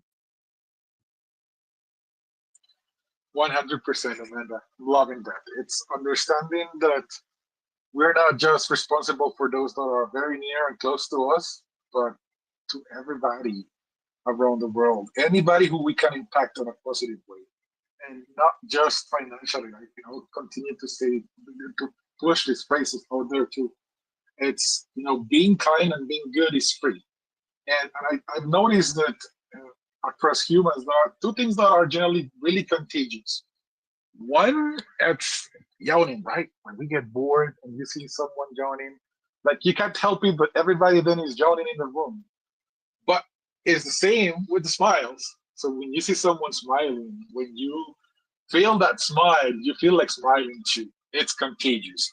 So just positive things are contagious. We have to spread the love. We have to bring the laughter. We have to, that for me, it's already a way of impacting somebody's day on a better day. I could, living in Colombia, which is also a developing country, is why sometimes you're on the traffic lights and you see a mother carrying a baby begging for coins. Sometimes I have some food to share, I do. But when I don't, at least I know that by giving a smile, I'm making her day better. And that's free. So there's no excuses. A bunch of people would just like put the window up or ignore. I think that, let's try to bring more kindness to our hearts and let's start smiling more often. It's not about just the financial impact that you can bring on somebody else's life. It's just about the emotional impact. and perhaps some words of kindness. It's like, I'm sorry, cannot help you now, but I hope that you have a good day. Just being kind is free. It's just few sentences, and it's gonna soften your heart, and it's gonna help you even feel better with your own self. I don't know why people sometimes is so into who they are and what they want, and they forget that we are social beings. We live with people coming from all different backgrounds and classes. I'm thankful that I was raised in a home that taught me since I was little. Anybody around you is no more nor less than you are. So you have to value them and appreciate them the way they are. So it was surprising for me. Thankfully, my parents were able to send me to a private school through efforts. But I was one of the few kids that would greet the maids in the school or to greet the gardener in the school. And then I would just wonder, like, what is wrong with all of my classmates? And why nobody is teaching them that to say hello is basic? It's not because they are doing a role that is usually fit for someone who didn't have more chances in life. Should you treat them less or look down on them? Like just saying hi to that person, just connecting with that person is free. Make it happen. It's not gonna take anything from you, and if something is gonna add so much value, I'll tell you why. I graduated from high school in 2005, and sometimes I go out and I meet with that maid that I met in previous job or at school or with that gardener, and they come and greet me and they recognize me even though I have changed physically so much, but they never forgot me just because I gave them the place and the attention that most people fail to give them. So yes, just being kind. It's free. Nobody's asking our community to bring millions. Just bring positive vibes. Just bring loves. Just echo the words. If you can support financially, it's obviously most welcome.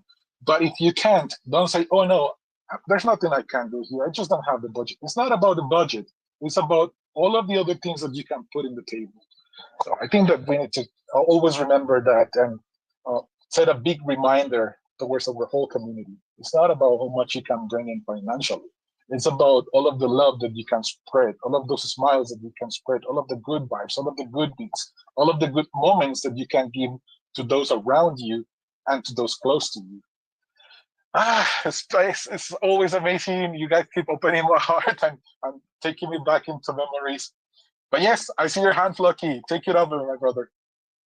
Oh yeah, it just made me think what you were saying. Also, that's great in real life doing those things, but like the little things online too, where just like showing up to someone's space or even just reposting their thing. You don't know, the right person reposts your project or really likes your mission and all of those things, and then all of a sudden they want to talk to you and fund your whole thing, or you never know. Like those things happen. So even if somehow you connected those or you gave enough likes or those little things, those kind of matter around there, and you never know who sees it. So that's kind of the same thing as well, just supporting, even if it's you don't think it's too much, but it might be. So 100% Lucky. That's right. That's on point. And I think that that's the way that, okay, that's part of the lore that I want to know too. In that journey of raising funds, what was the common factor that, or maybe the common trend that you saw, Amanda, that link the way that you connected with the investors or the people that backed the NGO? How did you get to meet them? Because you told us that you're not really that salesman person, that you're not really into pitching things. So what was that door opener that got you to connect with most people that got invested into the NGO?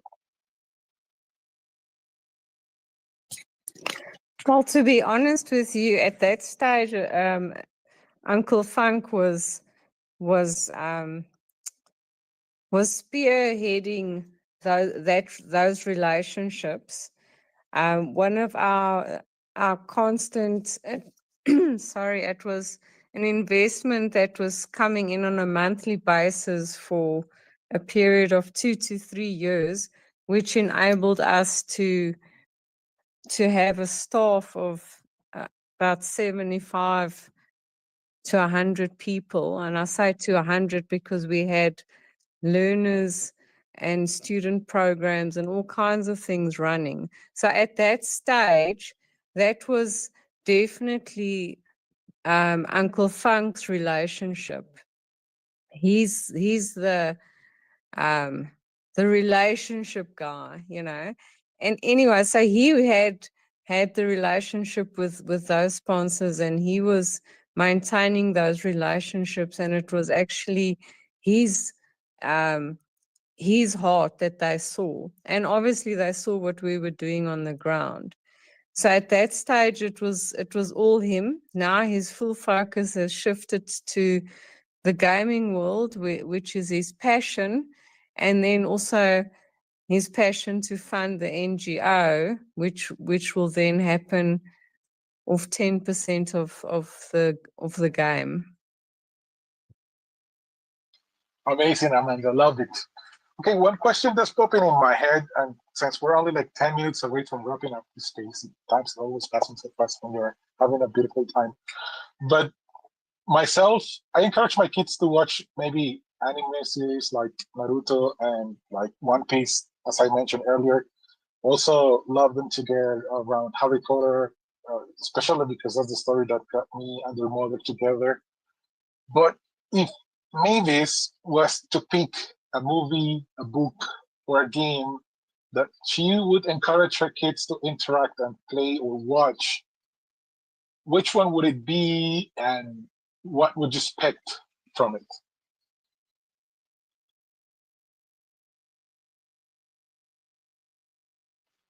Mavis? Sorry. My phone was locked, so I had to find the mic quickly. So for me, it would be The Chosen. So I don't know if you've watched it, but for me and for my kids, it would be The Chosen, and we actually watch it together, and you can see how it impacts their lives and the decisions that they make and how they decide to make certain decisions. And yeah, that's one of them. There is quite a few that I love that I love my kids to watch. I am not really a gamer, like you all know, mostly, but yeah, for the movie side, that's one that I would let my kids watch so that they learn that life is not always just about you. You can be the change that somebody needs or the smile that somebody needs in a day, you know. So yeah, that is me. Thank you so much, Mr. Consul. You're most welcome, Mavis. Yeah, I'm taking notes. I haven't watched it. I'm gonna check it out. The Chosen, was it right? Yes, it's The Chosen. It's a series, but yes, it's The Chosen. Excellent. Thank you, Mavis. Appreciate it. I'll take in the notes. I'll check it out. See if my kids would like to watch it with me as well. How about you, Mrs. Funk? What's that movie, what's that game, or what's that book that you think that it's always a go-to in terms of lore that it contains that inspire your little ones? I would agree with Mavis on The Chosen because the character that is portrayed, it's just the most beautiful nature that you want to rub off on your kids, you know. Especially the way that he deals with children and his kindness. It's just all there. So so the answer for me would be the same. I can't, and obviously Operation Safe Place, the game, which our kids are playing, and they're doing well at it. I'm looking forward to when they can actually go on that journey to find Lucille. Amazing, Mavis. All right. I know that Mr. Consul is still not a father himself, nor Floki, but if you guys were to get people inspired around, which would be that movie, that book, or that game that you would like them to play? Ooh, that is a really you asked the deep questions, and I thought the fact that you picked Miss Funk as well as Mavis to go before me, I would have enough time to think. If I'm to talk about a book, the book that somewhat induced me into reading, which I do every evening, is The Alchemist by Paulo Coelho. That book is a classic. That book is timeless. That book made me like books, right? I thought reading was nerdy. How can I hold a book? Ew. Ah. But as soon as I read that book, I was just like, I want to be lost in these words.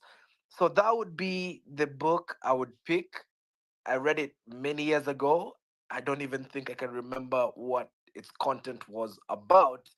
But that's the thing about really good memories. You remember the feeling more than the content and the intellectual component to the memory.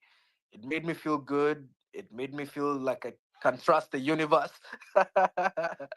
which was a really good step towards the journey I'm on right now. So that would be my book, my friend. Thanks for the memories as well. You're taking me down memory lane, which I'm very happy to happily go back with you guys. You're a very beautiful crowd.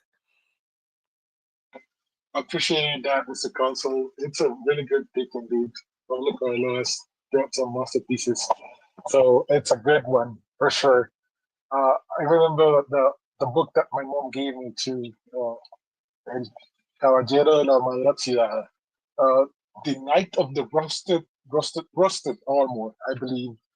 I don't remember who wrote it, but I'm gonna check because I was like 11 years old when she gave that book to me. But it was also about um, the core story, and I do happen to remember some of it, was about a knight that was wearing his armor but couldn't take it off, and only the tears that he shed rusted the armor and allowed him to be free again from it. So yeah, it was a very good book. Recommended too. I got my daughter reading it last year. She's been loving it. All right, Lucky, I saw your hand. I'm gonna pick on you. Yeah, yeah. I kind of forget like the original question I asked, but I don't know why. I just keep thinking if there was one thing like I guess I'm coming up with more of a game. I would say I would teach my kids FIFA first if I had kids, because I feel like that was the one game I played the most and enjoyed the most with friends. And like I don't know, it's really like obviously soccer is one of my favorite like sports too. It's just kind of awesome. There's a lot of learning there, but it's just super. It's one of the most frustrating games I feel like too, when you're battling against your friend or whatever. So just teaches you a lot about character and those kind of things. I guess it's not really the best answer or most inspiring, but I think most of you guys know what I'm talking about. So I hope it was not just me. I got most parts, but I didn't get the part where you mentioned the specific title. I was saying FIFA, like the soccer game. I was just saying like I feel like that's a good one to teach everybody. If they haven't played games before, I was just thinking if it was like my child, the kind of the first game I would hand them. I feel like you can learn a lot in that, and it's interesting. But yeah, I was talking about FIFA. All right, nice, amazing, appreciate it. Look, yeah, for some reason the space was cutting in and out, but I got it now. Yeah, it's good. Sports always bring discipline. That's why I got my kids training too. My parents did it with me when I was a kid, and I think that's also something important to build the lore of the little ones through discipline and sports. Okay, guys, we're only a few minutes in. I appreciate the time of everybody in this panel and everybody in the audience, not just here, but across the different platforms. I don't know how many we have in here, but I know that we have like 100 on the arena and some more on one X account and some more on another X account.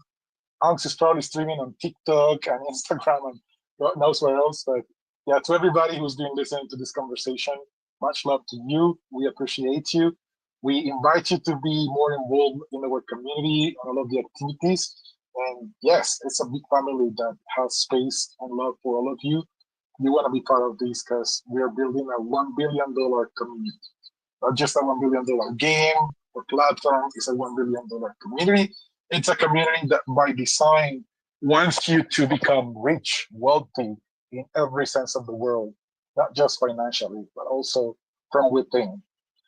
Alrighty, 2 minutes to say them goodbyes. Call to actions, Mr. Consul. I'm going to ask you to please bring your YouTube channel and pin it at the top because I think that our community would happily support it. I know that you want to grow, brother, too. And they will not just get to listen to your amazing voice, but also to see your handsome face as you break down plenty of good topics related to the gaming industry and marketing. So while you do that, I'll pass you the mic for your goodbyes and any call to actions. Oh man, wow. I'm actually blushing, and this time that's for real. Oh yeah.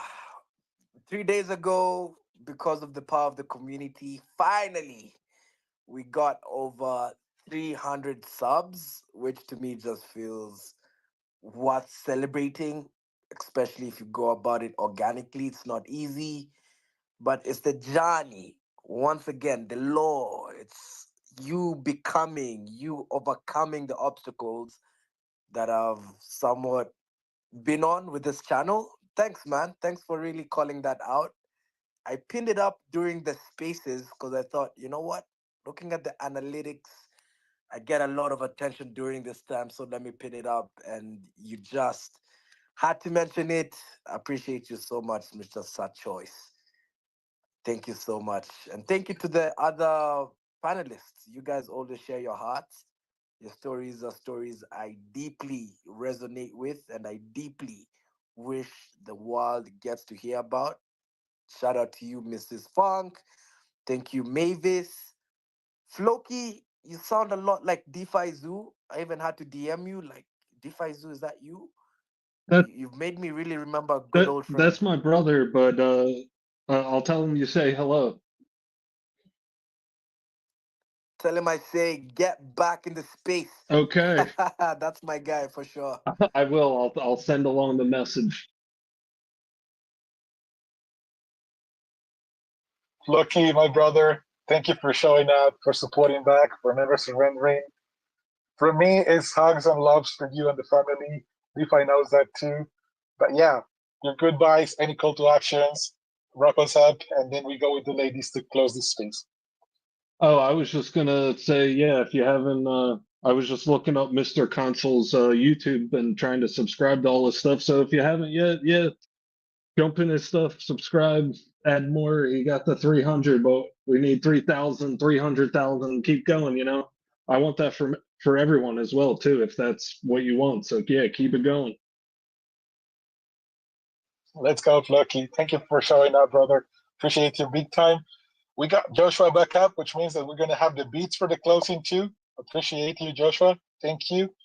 Mavis and Amanda, any wrap-up thoughts, any closing words, any call to actions for our community and those that are just getting to know us?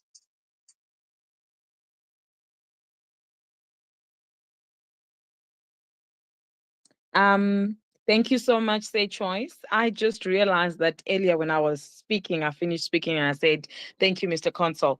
I guess because we all like your voice so much, I had Mr. Consul in my head instead of Say Choice. So thank you so much for hosting us. Thank you, Floki, for being with us on the space. It's such an honor. Every single person who's listening tonight, thank you all so much for listening and for being part of Operation Safe Place, whether it's the game or the NGO. My call to action is let's keep going. Let's keep doing this. Thank you. Thank you, Mavis. Amanda, the closing remark is yours. We appreciate your time. We appreciate all of the love that you put into what you do. I know Andrew appreciates that the most. Maybe he's going to request a cappuccino, remind him to take his pills. But wrap us up for today. Any closing remarks and call to actions? Yeah, I'm gonna have to make that line, the stack of cappuccinos, because one now and then a couple that he can just pour boiling water in to get him through the night.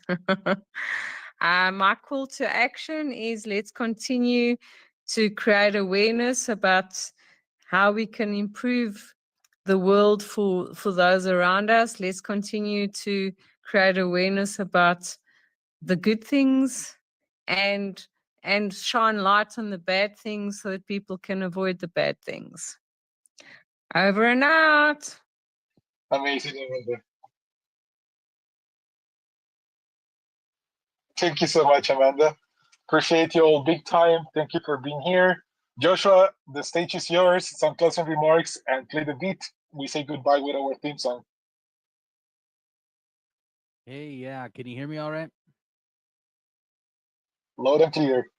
All right. Well, this has been a great stage. I always enjoy coming on here and listening to everybody. So my final remarks are go and get on the wait list for the stream thing. What is that on Epic Games? Go get on that wait list for OSP. Wishlist Operation Safe Place is live on Epic Store. Go Epic Store, type Operation Safe Place and wishlist right away. We appreciate that call to action, Joshua. Thanks for bringing it over. It's the next action to take. I've taken it since the moment that I realized it was available. But for everybody tuning in, yes. Open the Epic Game Store. You're sure if you don't have an account, create one. Then type Operation Safe Place and just wishlist. This game has a lore deeper than we could cover in probably more than 1,000 spaces. I always just enjoy listening to all of the stories from the characters of this game. It's truly mind-blowing and amazing and inspiring, and you're in for a treat in terms of an emotional roller coaster, I would say. There are so many things that you can tap into by jumping into Operation Safe Place game. So yes, that's a great call to action, Josh. I think that we're 5 minutes beyond the time. I want to be mindful and respectful for everybody around. You got stuff to do, but it's nothing but love to everyone. So keep rocking, keep being amazing. Remember, being kind is free, smiling is free. Go and make someone that's close to you or just around you have a better day because you can do it. Much love, and let's come with a song.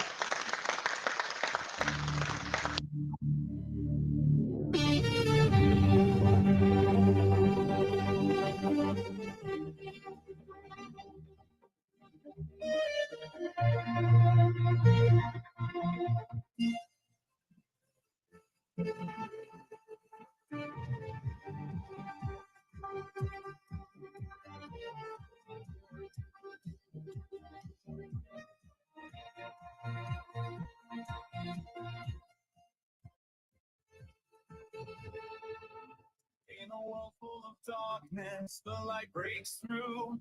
The more hearts that gather, the brighter the view. The cult of awesomeness stands strong and true. Changing lives daily, building something new. We don't just talk, we quest and play.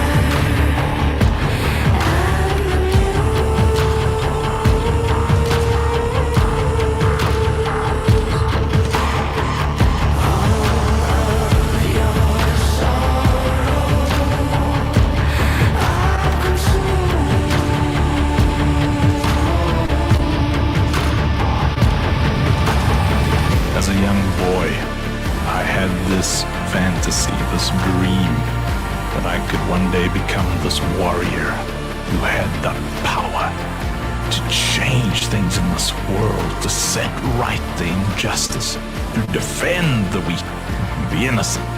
but you don't really get those opportunities. We aren't running around without shirts, wearing skins and stuff like that anymore. Every girl safe. One place where we can become those heroes is in stories and games. And we said, let us put everything we love about gaming into one game. Let us tell a story that we would have loved to be a part of. Let us tell a story that resonates with who we are and create characters who we could have been if we were in that world. And so we built Operation Safe Place Defense. Join us now. Claim your place. Wishlist on Epic Games today.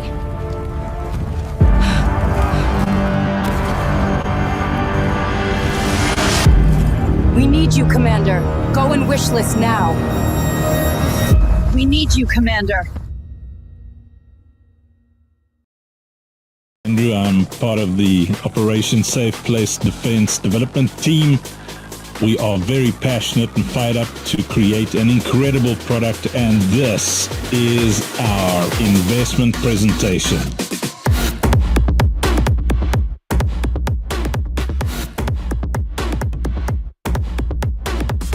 Everything you see here was not done with millions of dollars. It was done with less than $200,000 over 3 years by a team who is committed to show competence to our investors.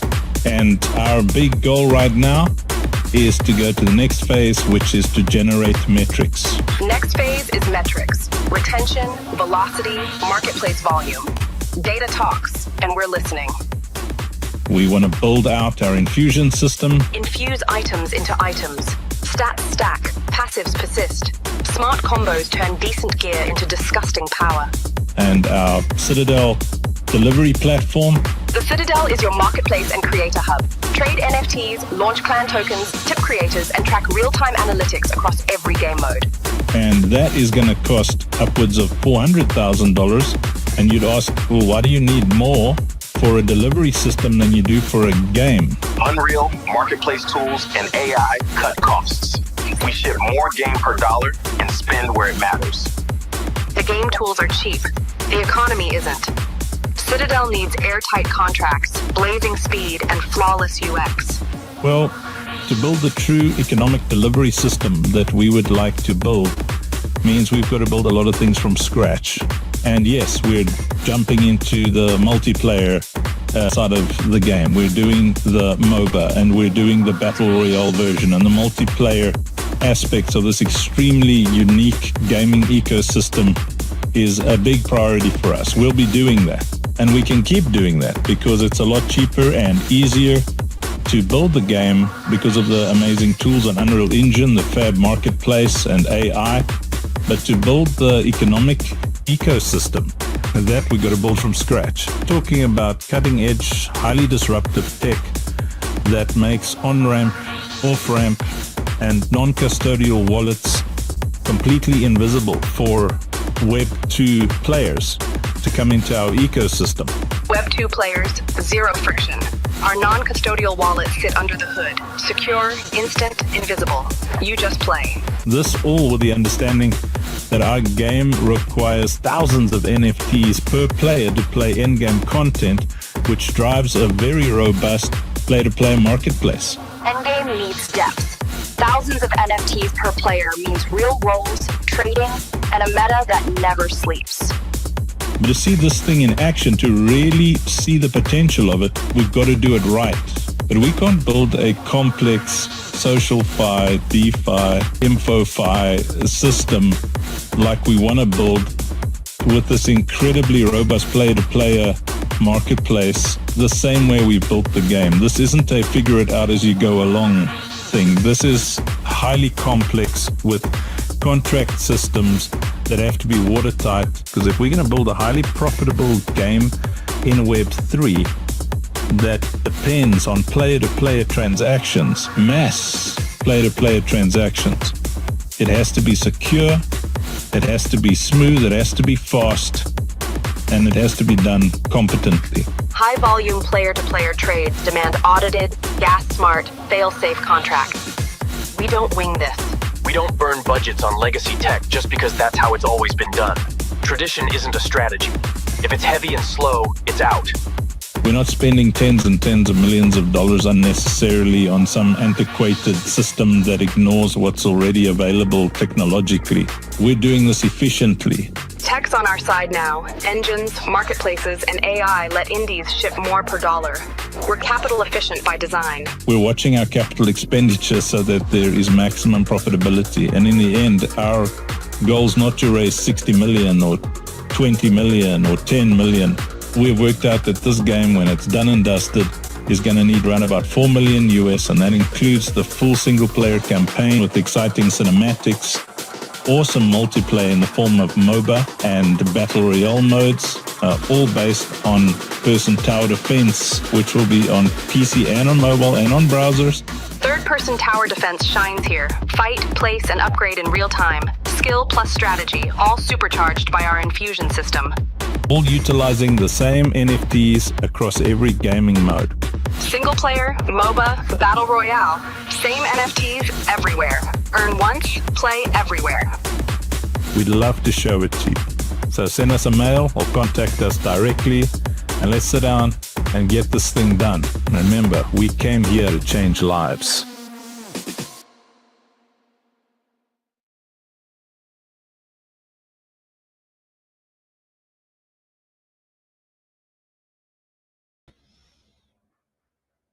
And remember,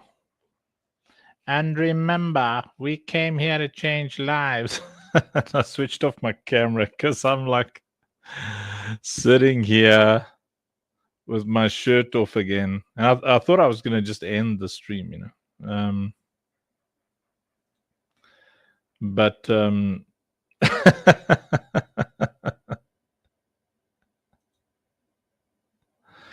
oh, Joshua, it's so hot here.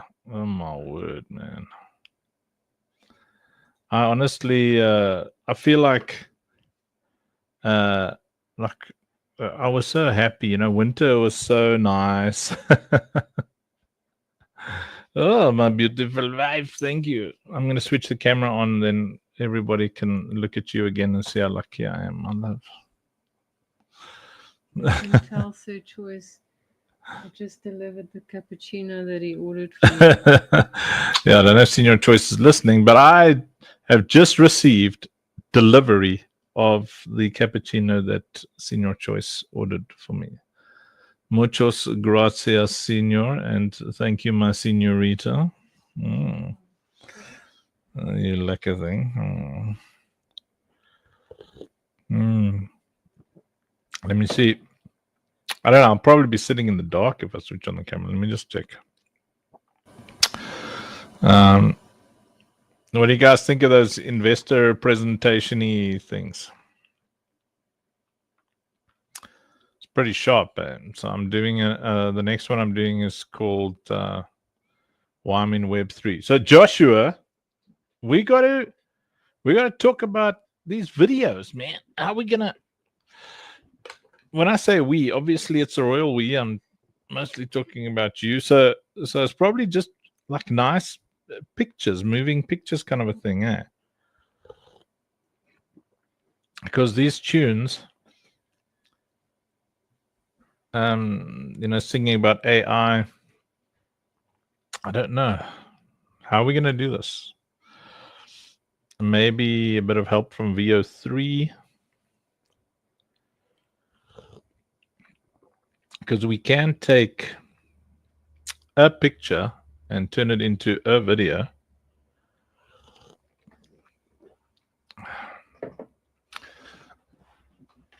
Yeah, push some buttons, see what happens. Yeah, that was very good, AB.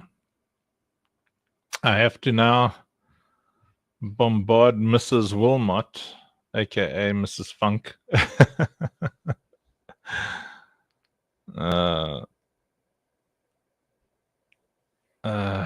With some lore. Look at me, I'm sitting in the dark. Oh, do I have to put a light on? Let me see. Maybe instead of a light, maybe I've got like a Word document I can just chuck here. Look at that. That lit me right up. Just like a...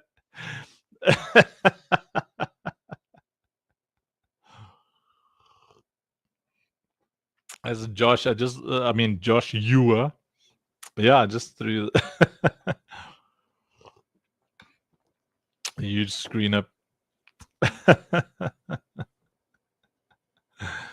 Senior Choice, thank you. Good job, and thank you for my cappuccino. Also, Senior Choice, congratulations on your sweat equity in Operation Safe Place Defense. It was unanimous amongst the directors this morning. We had a shareholders, the executive meeting, Senior Choice, and we have given you a full 1%. That's the equivalent of 10 seats, sir. Any objections from the public? I think Senior Choice deserves... So Rob doesn't like saying anything except seats, but I have analogies. So when we build something, to fund it, we call it a banquet. Oh, this is a cappuccino.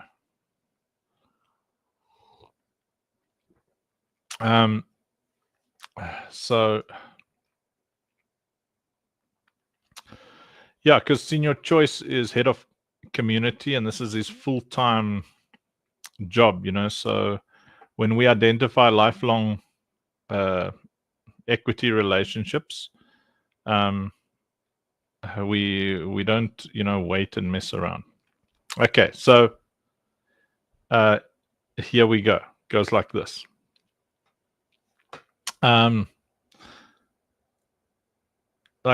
So we started this seat thing with Only Believe. Only Believe is the game that we're turning the entire Bible into a big survival style game, but all of the characters are large language models. So it's basically a big kind of a fantasy epic, but anyway, so it doesn't matter. So there we had 77 seats. On OSP we had 33 seats. On Citadel there's 22 seats. And on I'm tired and I lost track of thought. But anyway. Oh yeah, and then on Vision Vanguard there are 11 seats. Now the hardest seats to secure are Vision Vanguard, because right now there's $16,000 for 0.1%, but you also have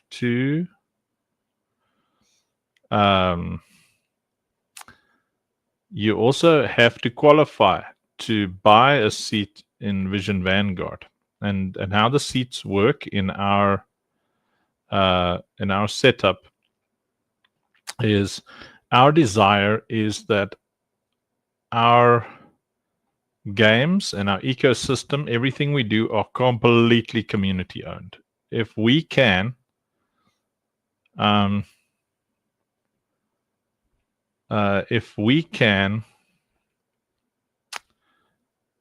not have corporate ownership of our shares, we'll be very grateful. And so the way we survive, the way we keep going so that we don't need corporate ownership, is we have taken 3.3% of so with Only Believe it was 7.7%, and with Operation Safe Place it's 3.3%, and the Citadel it's 2.2%, and we have said this is going to be our corporate our community revenue share. Now remember, this is not I'm going to explain our business model to you, boys and girls, because if you're not already in our ecosystem, you really want to get in here. We were watching and building a relationship with Senior Choice for 3 years, before we made this decision. And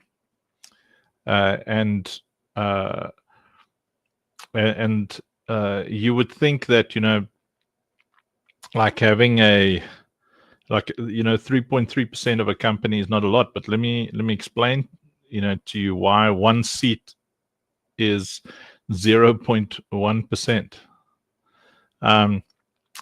It works like this. So we don't do profit share because we believe that the concept of net profit is necessary in fiat ecosystems where there are no contracts. What up, Funk? Hello. So what's going on? Man, I'm in the middle of a thought. Did you just climb up here and just say, what up, Funk? Jason, you're so funny. Okay, but Jason, you must also listen because this is part of your religion as well, right? Huh? Are you with me, Jason? Okay, yes. I'm teaching the financial principles by which Rob and I live. I don't know if we've discussed this even with you, and you're one of the CE bros, because we never get time to talk about how our financial principles work. So number one, Dirk, you beautiful man. Okay, so number one, we do not. So we'll talk about so I just shared with everybody Senior Choices. We've given him a 1% sweat equity in Operation Safe Place, and it took like watching him for 3 years, before he even got that. And now how do we make these decisions, and why is 1% so much money? So I'm going to explain how our system works, and then those of you who are not invested yet, you're going to want to wake up and smell the cheese. Okay, so we do not believe in the net profit system. I'll tell you why. It is a fiat system, and it's necessary in the fiat system because to produce a net profit, you have to, number one, let me see here. Okay, Rob says, and yes, Rob's fighting with me because the other person that got a full 1% was FQ, and that's Jason's fault. Hello. So our system works like this. Net profit requires mathematics that makes an assumption. Man, I'm being distracted here by awesomeness. Flipping wow. Seeing some artwork come flowing in. Net profit does this. Net profit says the product costs $5. Whether that's what it costs to make it or whatever, but that's it. Or I bought it for $5 and I sold it for $10. The $5 is gross profit. Gross profit less the cost of marketing and sales and other expenses produces net profit. And I can fudge all of the numbers between Jason, we can fudge all of the numbers between gross profit and net profit. True or false? Indeed. All right. So that's called book cookery. So the big reason that we came over to Web3, there were initially, there's a lot of reasons we're staying, but initially, first big reason that we came to Web3 is because we wanted people to be able to own their assets in our game. That was a big reason. We want to change lives financially. But the other thing that really excited us was direct transactional revenue share, which is how our shareholding works. So we don't have a bunch of directors sitting around a table trying to figure out how to make more net profit, trying to cook the books. And because any place where there's net profit, it's a pyramid scheme. There's no diggity, no doubt. It's a full-on. If you ask me what is a pyramid scheme, anything that generates net profit. It's neither good nor bad. It just is. It's a pyramid. It's got those who get the net profit and those who have to work to produce the net profit. Sometimes it's the same people, sometimes it's not. And that's how money makes more money. So if you are poor in the fiat system, there's almost no chance that you'll be able to climb out of that fiat system, because you need a lot of capital to generate net profit. And often you'll generate gross profit, but you will find that even that gross profit cost more than you thought it did, because it has to be reinvested back into the company. In Web3, via contracts, which is exciting, you can do something called direct revenue share, which is often automated. And these are the things that we're working on, and it works like this. We don't. So let's say you take 100%. We don't take 100%, see what everything costs, boil it down to the net profit, and then divide the net profit amongst our investors and shareholders. We don't do that. I'll tell you why. Because those books can be cooked, and when you're under financial pressure, let me tell you something. You make terrible decisions. You start to put your director second, and you try to keep your company alive. And then the next thing you know, the people who sacrifice both with their financial investment and with their sweat equity, which is their daily in out hard work, 24 hours, like Jason, who is responsible for large amounts of cash flowing into the ecosystem via his own hard work. I'm just talking about cash that's coming because of Jason, is still putting in 18, 20-hour days with us. So that's worth as much or more money, because the flow of finances that come in because of Jason's hard work also need to be attributed. And in a net profit system, that very rarely happens. But in a Web3 system, where people are throwing heart and soul, you're able to look at that and say, okay,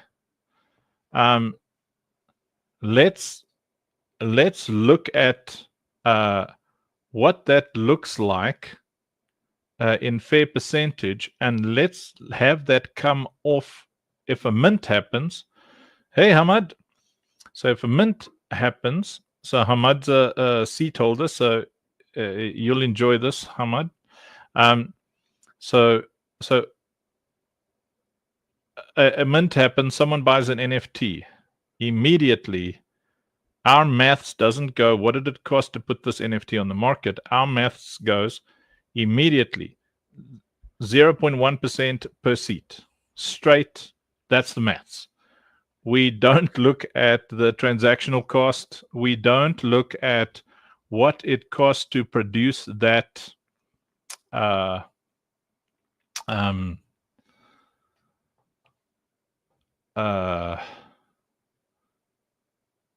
produce that artwork. We don't look at what it costs to market the stuff. That is not on how we do the maths at all. The way we do the maths is immediately, if you, like, B holds a seat. Do you have a full seat, B? You do, eh? So B holds a seat. And that means that we don't work out after expenditure how much money is B gonna get.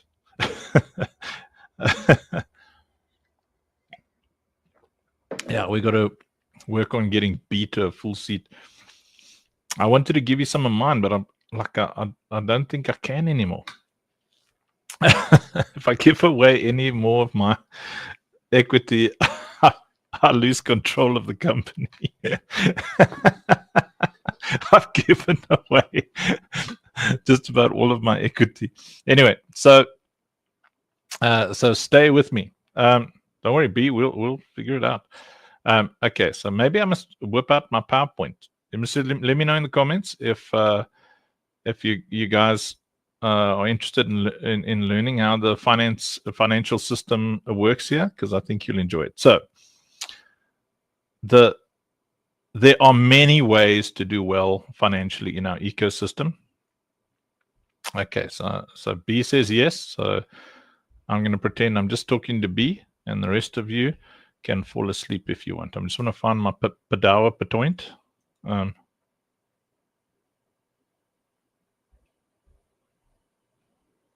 That is correct, Hamad. Yes. Okay, so a PPT. Okay. Give me a seckie while I go blind.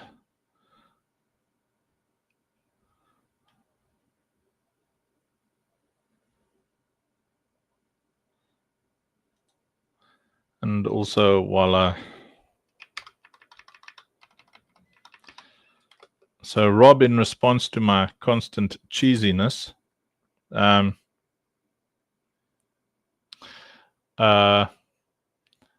has created a cheese boss.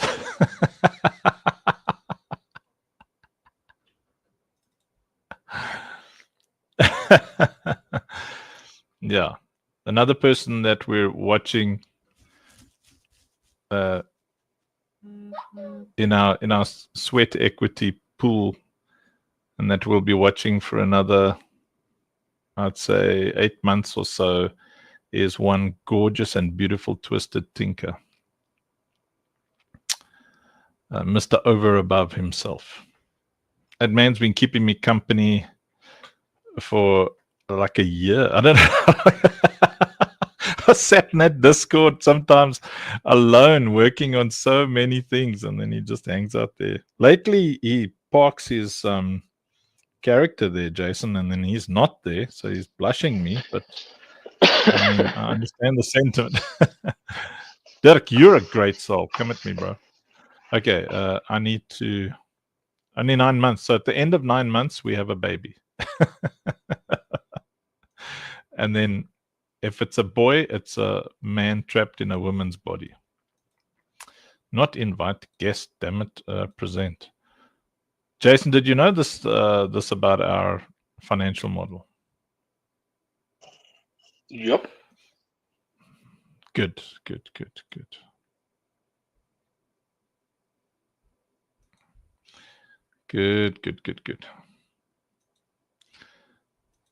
Now people would ask, well, how much equity does Jason have? Well, he's in the Nanya pool.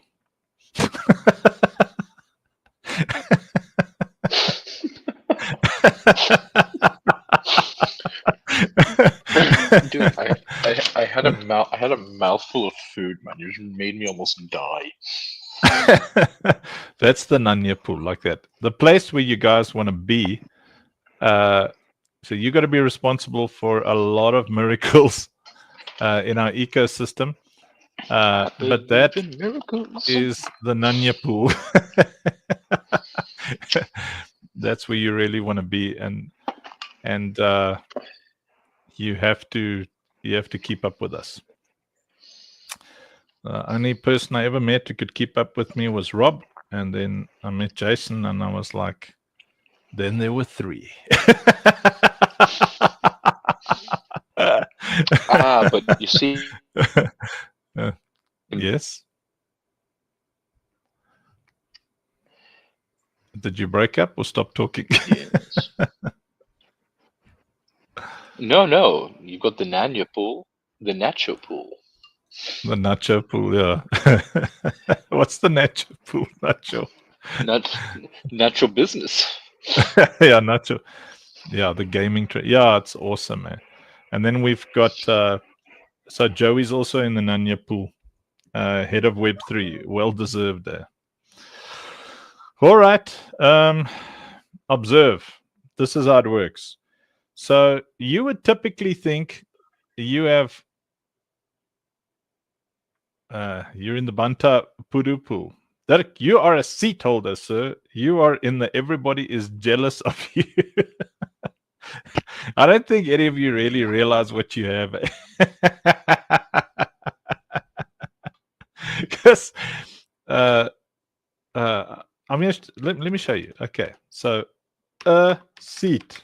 So whatever it costs, irrelevant, because the seats cost different things. I'll even explain the difference between Citadel. So a seat equals 0.1%.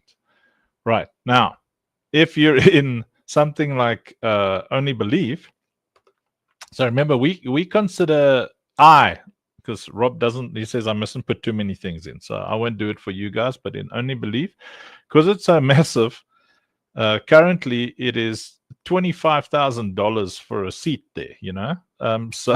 So we have to kind of make it easier for smaller folks to get in. So we said, this is a banquet, so a plate at the banquet of our vision, because we invite you to be part of our family. And I'm a guy who breaks bread with people I love. I love to, if you're near me, you will eat with me a couple of times a week. I will have breakfast with you often. Well, while I've been working, I was unable, but when it slows down here, you know, building the game has taken most of my time. But in general, you would be invited to have breakfast with me 3 times a week, and usually there's about 30 or 40 people who have breakfast with me. So even the rest of the house, when we build it, I'm making sure that we can seat 30 people down a table.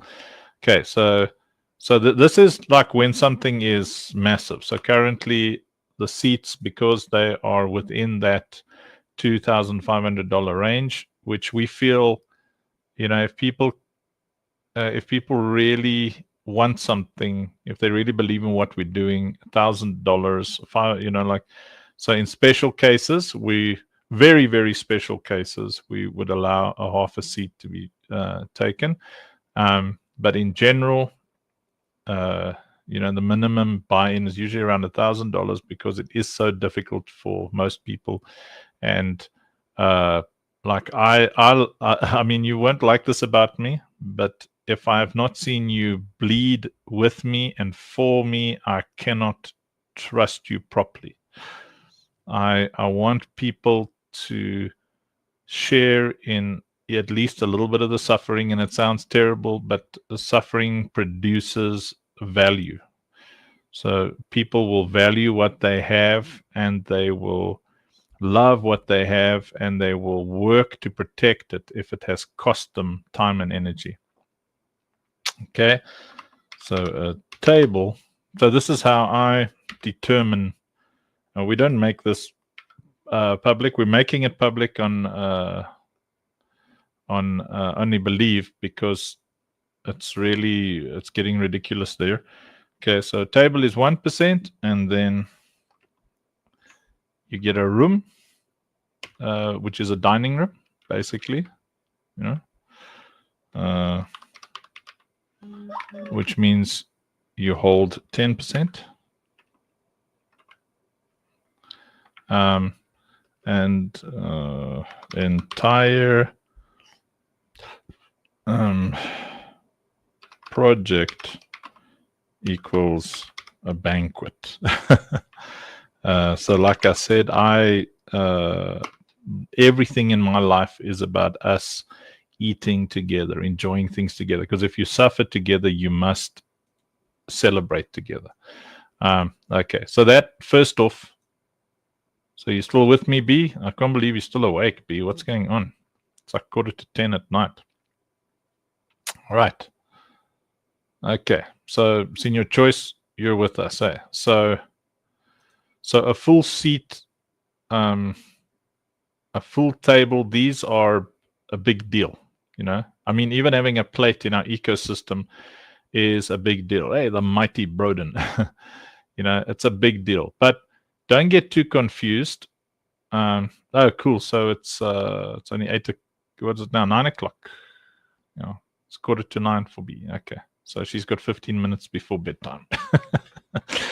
Okay, right. So,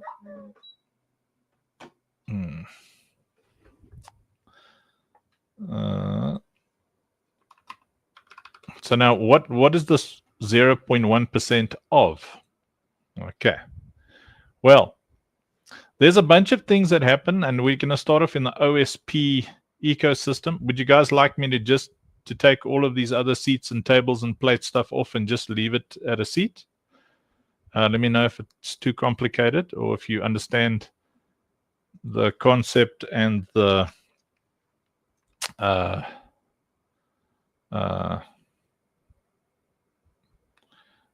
sorry, what does yes mean? You want me to remove all of this and just leave a seat, or leave all of this info here?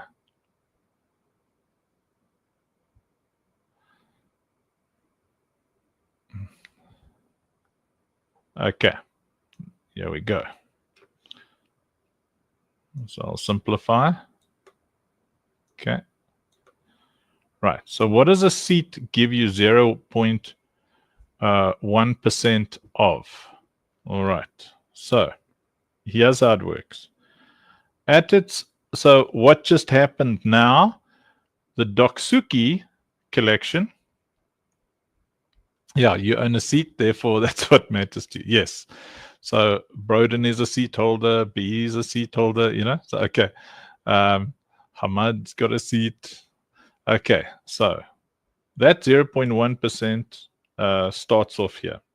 Let's go to the least thing. So right now, Doksuki, and this is going to happen a lot. Doksuki was an external. So if you're taking notes or writing things down, please write the word external. And let me just make sure that I'm not missing any comments. Okay. Okay, so Doksuki is an external collection. So that external collection, which is what a lot of people are going to do. The next one is called the Moonazins. They'll be coming in as well. And when they come in, so thousands and thousands and thousands and thousands, potentially tens of thousands, hundreds of thousands of NFT collections out there are dead, but they've still got hopeful communities. And we've told them, just remint on, say, in the OSP ecosystem, which will be on the Citadel platform, and it'll be playable in OSP. And they go, hallelujah, we're breathing new life in. So Doksuki comes in.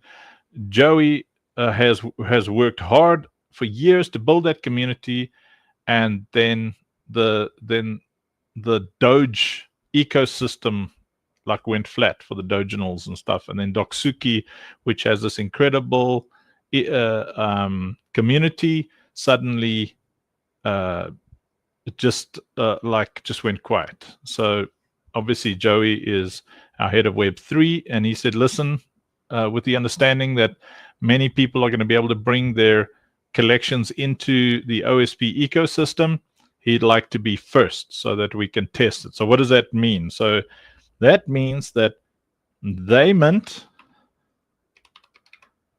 so let's say remint, or they mint whatever was not taken, the artwork that was not taken. So they'll burn, destroy, kill whatever was not taken, and then they'll remint. And when they do it, OSP gets 20%. Right. So that's what just happened. So where that 20%, now you have to tell me if this is confusing. That 20% equals 100% of OSP share of Doksuki. Right. So it's, so if you look at Doksuki, what did Doksuki bring in? I don't know. I think it was, what came in there? $360 for us. So whatever. So we ended up with $360, right? So I think what's half of 3,600? 1,300. Okay, so I think so. Somebody know the maths? What is $360 20% of? Thank you. Okay, so 20% of dollars, 1,800 lakhs, you sexy man. Equals $360. Okay, are you guys keeping up? So I'm starting with this complicated thing so that everything else after this is lemon squeezy for you to understand. So Doksuki comes in. So that 80%, where does it go? It goes to the Doksuki community. It goes to the founders, the people who worked hard. We're not going to mess around with that. Ooh. Lax has got the PC set up at the new place. Woo! Let's go. Love you, Lax. Okay. So you're keeping up, eh? So that means that when we do our maths, I'm constantly watching WhatsApp because I know Rob's listening and he'll help me if I go astray because I'm not the sharpest tool in the shed. So when we do our maths, that 20% is 100% of the OSP share. So that means you get 0.1%. So that's if you have a seat, eh? The seat, so 0.1, so per seat, okay, of that $360. So we don't work out what did it cost us to help them, what were the transaction fees. That's not what we look at. What we look at is you have a seat. We got $360 from Doksuki. You're going to get 0.1% per seat. So if you got 10 seats, then you're getting 1% of $360, right? So, yeah, 36 cents. Thank you. So per seat, you should get 0.36 cents. Right. Now, Broden asks an important question. But we got like $6. Yeah. So what happened in this case is Joey, because he's both Doksuki and OSP, he said, listen, his suggestion is that because this is the first external mint where there is revenue share, how about, so on a good day when I haven't given everything away, I own 10%, so I have a room, and Rob has a room of OSP, and Joey has a room. He's a co-founder, right? So don't worry about room. It's 10%. Right. Okay. Okay. So that 30% that we have, instead of us getting anything, we said, let's rather everybody gets their 36 cents, per seat. Okay. Are you excited about your 30? So you get your 36 cents. Then what we do is after everybody's got their 36 cents, we let Joey, yes, that was 36 cents he didn't have before. Yes. So then we said, okay, there's two groups. Sometimes some people are in both groups, but there's the sweat equity group and there is the investment group. All of them have, seats in some capacity, but because the sweat equity people in general have higher percentages because they have been working on this thing from before it was nothing. And at this point, let me tell you how the evaluation of a company works. So there are many ways to evaluate a company. But hey, Porsche, good to see you, man. But the way we evaluate our seat prices. Okay, are you ready for this? The way we evaluate our seat prices are by milestones. So when we started OSP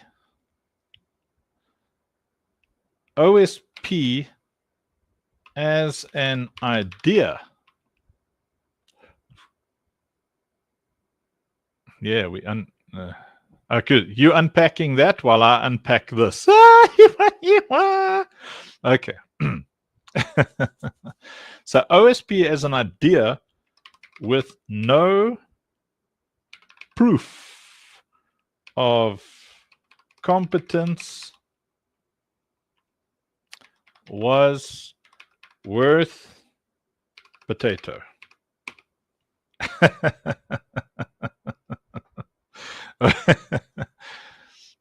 I had never made a game before. Rob had attempted to make a game, and both of us very competent at building cool things. But we, in this ecosystem, were dependent on developers, and 90% of developers are liars, thieves, and scumbags. No, Porsche did not recover the OSPX account. We started a new one.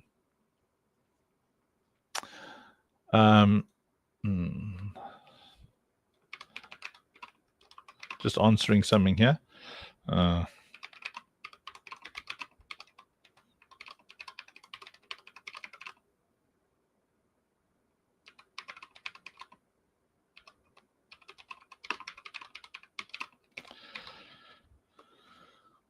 All right. So, are you still with me? Is everybody with me? Okay. So OSP is an idea. No proof of competence was worth potato. So before I could even get Rob excited, to join me. Jason was on his own journey at that point, going through his own trial and suffering. And and so 3.5 years ago, when I asked people, will you help? I offered I offered people 5% equity. I offered them 10% equity. I offered them 15. I offered all sorts of things, and I still found myself for the first 1.5 years working alone. That sound about right, Jason?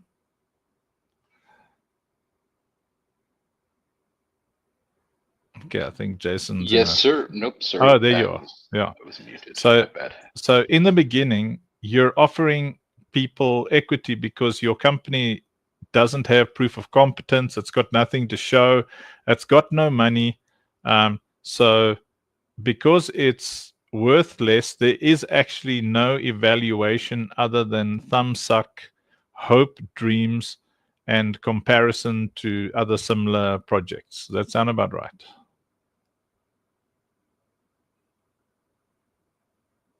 Okay, I'll just okay. So you're it's a little disconcerting, I'm not gonna lie. Okay, I'll just okay. So in the beginning, yeah, Broden. Okay, so in the beginning, it's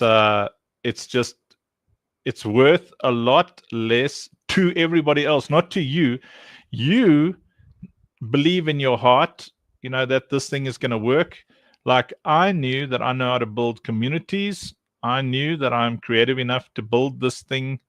I knew that I know how to put together teams, but nobody else knew that because I didn't even know what a blockchain was. I thought that was something that you used to pull the engine out of the car, because I grew up with my dad, and that's called a block and tackle, and the block and tackle chain sounded like a blockchain, so I had no bloody idea. As a matter of fact, when I came into Web3, someone had just stolen 4 Bitcoin from us,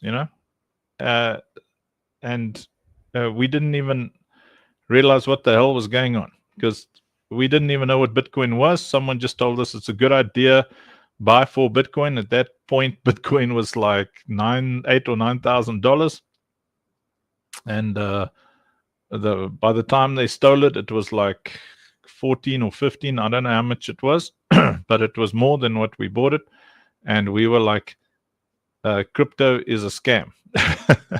But so that's all I knew.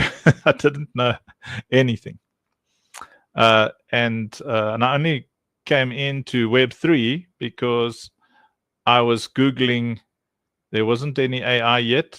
I was Googling and trying to figure out, how do we make it so that people can own and sell to each other in the game.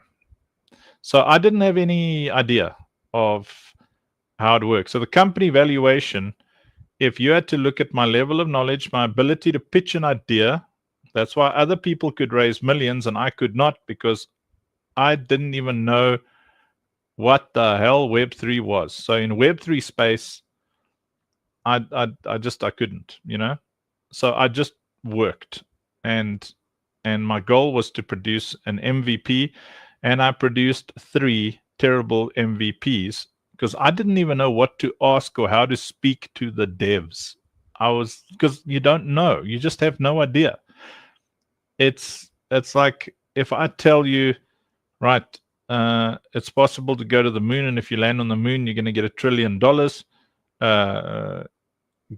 It won't mean anything to you,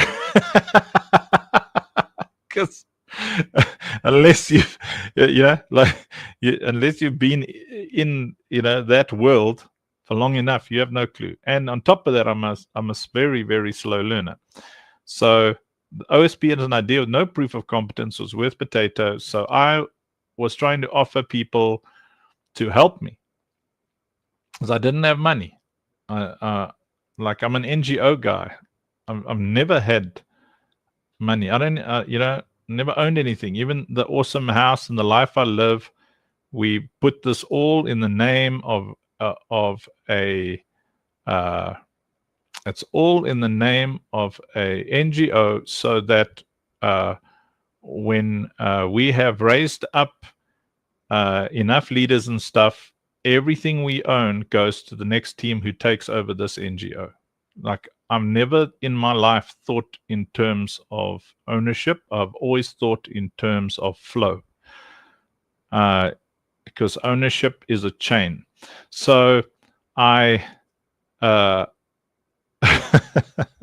don't know anything. I don't know anything. I don't have money, and so I wanted to make a game, and so I didn't even know what to offer people percentage-wise, how to evaluate it. So initially, I thought, okay, what are other games doing? And those other games were doing they said, okay, between $5 and $10 a month on a good mobile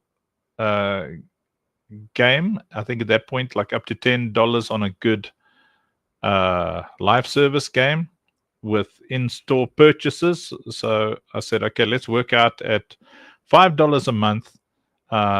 And I was confident that I could build a community of 5,000 people.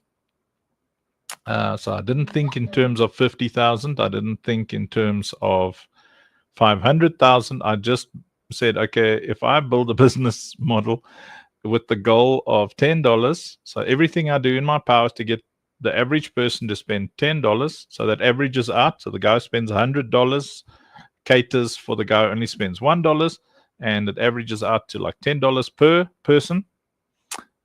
Then I worked out that if I have 5,000 gamers and I have a system with NFTs, etc.,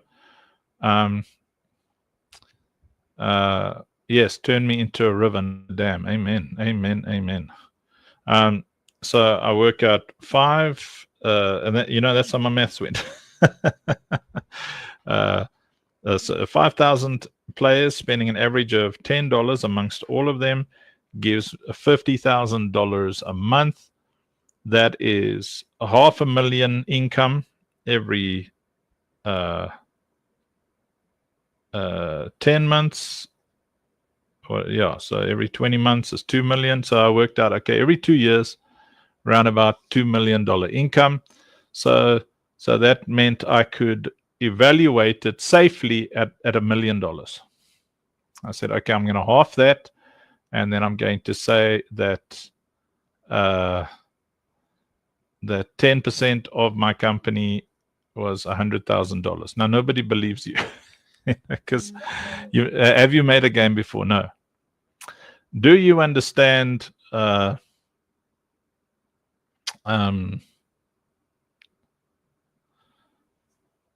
you understand Web3? No. What kind of game are you going to make? Tower defense. What the hell is tower defense? It's a niche segment that I like. And so what my company valuation was just crazy. I couldn't do anything. So I offered people percentages, and nobody said yes. Like nobody. Like nobody for the first year and a half. Hey, King of the Hill, let's go. Yes, tower defense all day, man. And we're building a third-person shooter tower defense game with fat lore, and we're pre-release early alpha already. Last week we got it up onto Epic Games. People can start wishlisting and they can see the trailers and stuff. But that 3.5 years ago, that was an air. Yeah, Broden was one of the people who said yes to Jason 3 years ago, which is why Broden was able to immediately enter the inner circle of our financial ecosystem with OSP. There's nobody in OSP who was not invited. There's nobody in OSP who in our financial ecosystem who we have not spoken to personally. It might shock you. but we have said no to money. As a matter of fact, in the early days, I said no to venture capital because they always offered me less than what I was asking for more than I was offering, because I had no power. I had no leverage.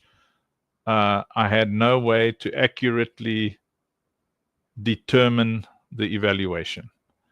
But I had the faith, because I had determined in my heart that this is what I want to do for the rest of my life.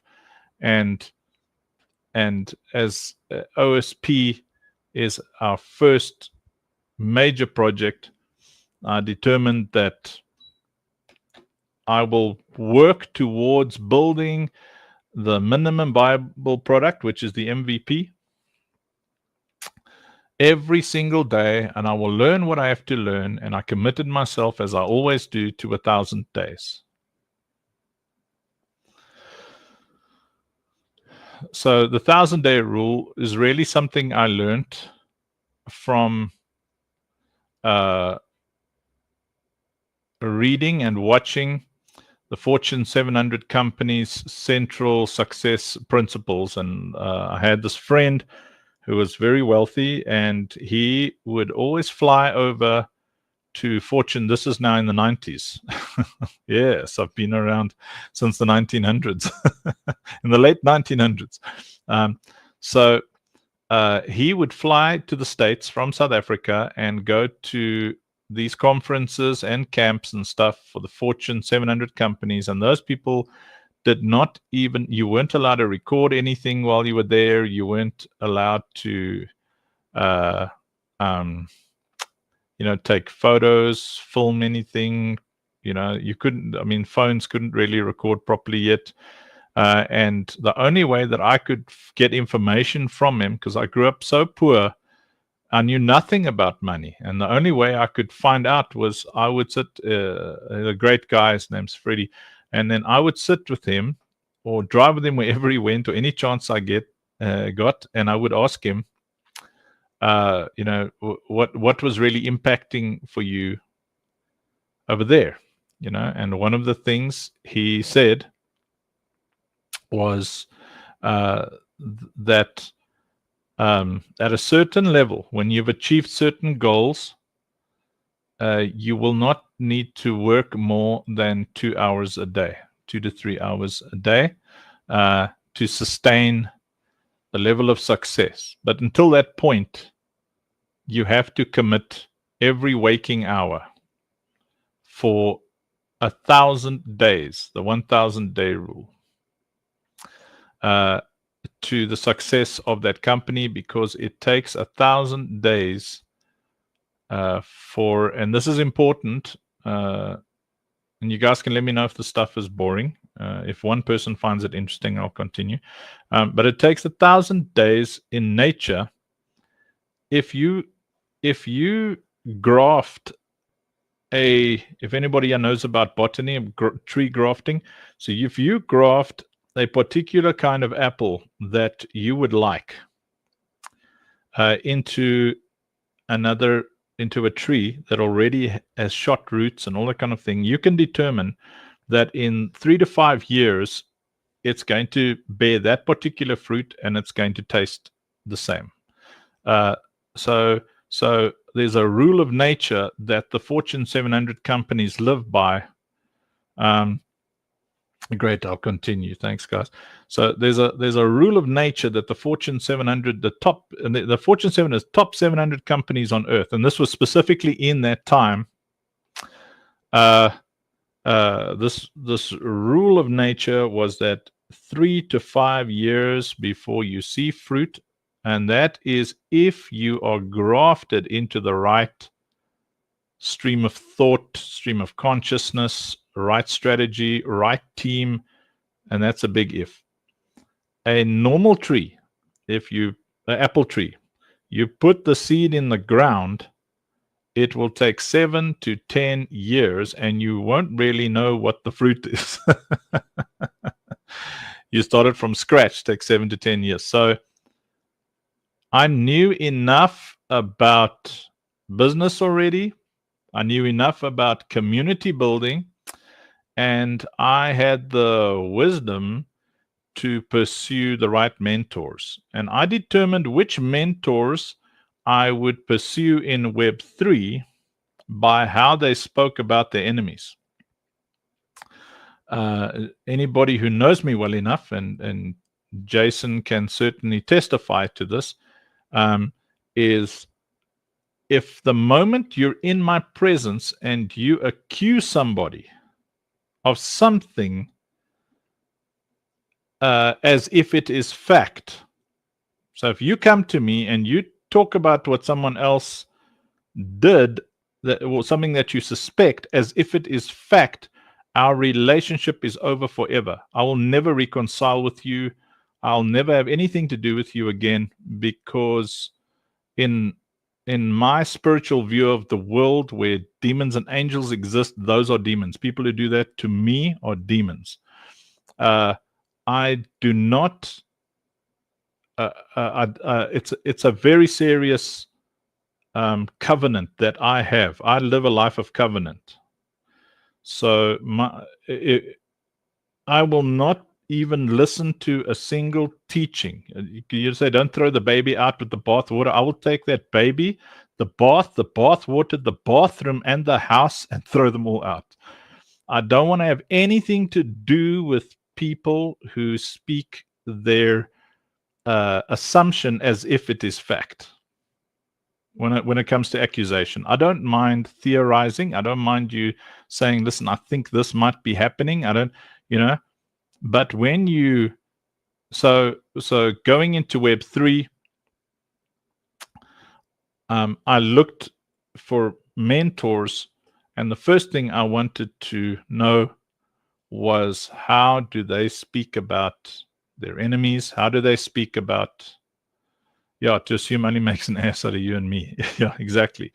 Yeah, and if you're that kind of a person, I want to tell you, you might as well start backing out of the relationship with me, because if it happens, I'll buy you out. I'll shut you down. I will do everything in my power to get you out from amongst my friends, my family. I'm a shepherd, and a shepherd is focused on three things. My shepherd nature is, we work.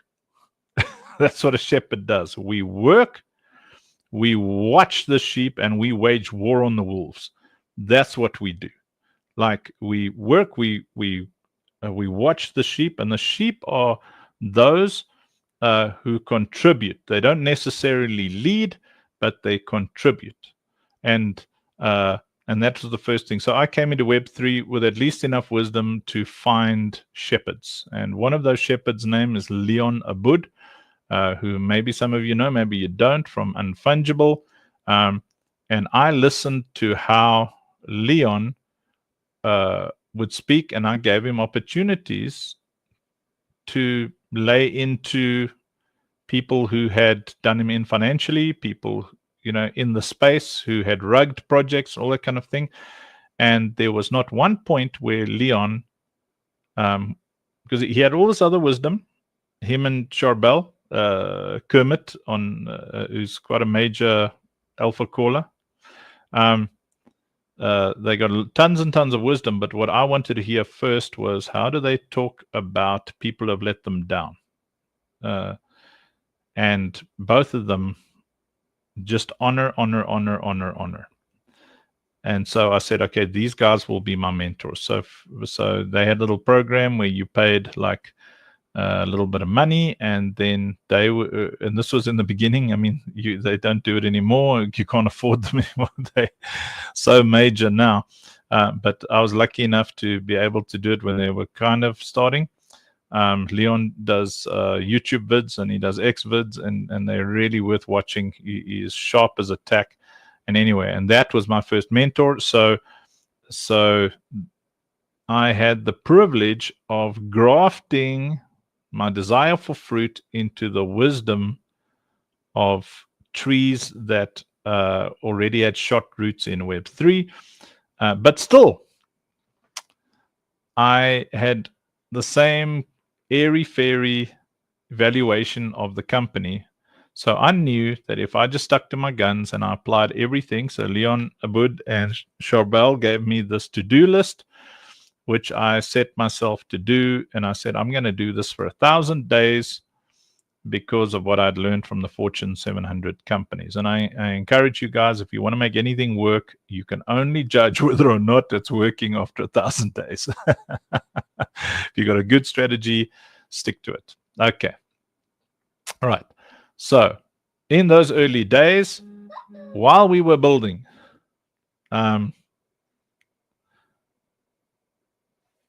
I would offer people sweat equity to help me.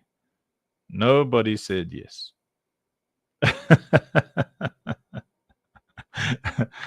The first person to really kind of say yes-ish was Joey. And he was like coming and going, because he's a degen, and he wasn't, he wasn't 100% there. He was 100% not there. But I said, well, at my valuation, I need, 4 partners who know different things. I need a very good CEO. And I had no idea that Rob was really, I knew he was a good business guy, but I didn't know he was such an excellent CEO. And Rob and I were playing games. We were playing Destiny 2 for years, for like 7 years or something. I don't know, 6-7 years. Every night, and at a certain point, he said last night somewhere on a stream, he said that he got tired of watching me suffer with the devs and stuff, and then said he got involved out of pure mercy. That's funny. So he jumped in, and I said, okay, there's 10%. Now, like that 10% back then was worth what 0.1% is worth now. If you have to look at the monetary evaluation, because back then I had achieved potato minimum viable product, your MVP. And so my evaluation did not have proof of competence. There was no proof of concept, nor was there proof of competence. There was just me with a lot of passion. And the game changed when we created the first MVP. Now, I'm not sure who of you got to play that, but it was that version of the game where you jumped out of the back of the dropship and there was one map and people could see, good Lord, these guys can actually build a game. At that milestone, now there's proof of competence. And then that meant that I could, accurately say, okay, the evaluation of this company is $1 million. We are definitely going to make $1 million as a company. And then I was able to confidently tell people, come and buy a seat and grab 0.1% for $1,000. Now, let this blow your mind. When I started, I said I want to raise $400,000 to make this game. And my plan was to make a very basic tower defense game, and then use that game to generate the money to build the rest. That was the plan. So a seat would have cost $400, yeah, with that plan. So I hope you guys are kind of learning or not falling asleep. Right. So as it grew, you just saw what a Doksuki an external collection comes in, and that was always the plan. That was really my only plan at that point, because I didn't really know how to mint anything, and I didn't think that it was possible to earn anything from minting anything. So my plan was, I'm not gonna mint anything. My business model is I want 20%. The OSP will take 20% of whatever people mint as playable things in the game. But Joey Tamsin, sharp as a tack, knows how to mint things. And as you guys have seen, anybody who's in our ecosystem, have you noticed that not only do we always mint out, but we always mint out in under 2 hours. And I think the only reason we take 2 hours is because most of the platforms that we mint on break. So that meant we could also add to this business model where you holding 0.1%, you would then also get 0.1% of a direct. Let's call it a direct mint. Okay. I'm going to explain this very nicely now for you. Okay. So a direct mint. Now remember, this is not of net profit. Net profit is for the pyramid schemes. This is direct revenue. So if a single NFT sells from the OSP marketplace, you immediately get 0.1% of that NFT. Now, obviously, in the future, there will be thousands and thousands and thousands of these things happening. If you know, God willing, and and we're lucky, which we are, and He is, so we're good.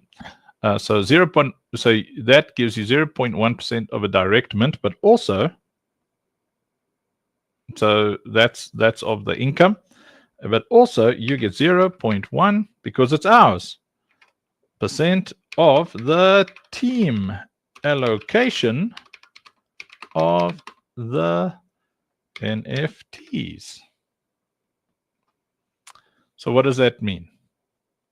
Katsuyuki, okay, well, I can't remember the maths, and I'm sure Joey's probably sleeping by now. But with Lucille, the Lucille NFTs, there were 3,333 packs. Of that, there was a team allocation. I think 10% of supply. I'm not sure. I can't remember. So let's say, don't hold me to this. I don't know what the team allocations are. Sometimes it's different, but of our primes, there will always be team allocations. And let's just say it's a team allocation is 5% of supply, because I don't know. Okay. So if a team allocation is 5% of supply, and supply is, let's make it a round number, 10,000. Is that 10,000? 100,000? 10,000 NFTs. Then 5% of 10,000 is, where's my maths people here? Let me say yes. 500. So it's 5%. Yes, that sounds right. Thank you, Broden.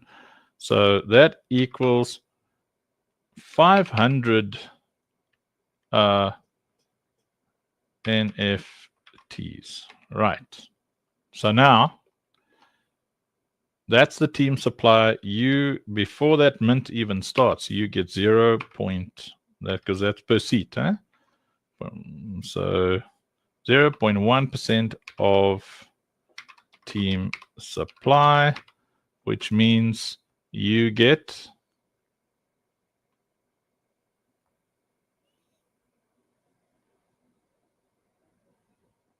0.5. What is even a 0.5 NFT? 0.5 NFTs. So we would probably have to make sure. The answer to that question is we would probably then have to make sure that you at least get one. So there would have to be at least 1,000. I don't know. Joey's very clever. So there would have to be like 1,000 NFTs. So maybe it's 10%. I don't know. Joey's very clever. And you'd probably get one NFT, per seat. All right. So in the case of like the Lucille Mint, so for instance, I don't know how many I got. So let's say I've got 10%, right? So then I would get, what is that? 100 NFTs. Is that right? Is my maths right? No. Yeah, 10% of 1,000. So the team supply, let me just put that there so it's clear. So if the team supply, don't go using this maths to indict me later. So if the team supply is 1,000 NFTs, then a seat equals, what's going on here? Seat equals 0.1, which means one NFT per seat. So so I would get, now my allocation always ends up being given away, as is my custom.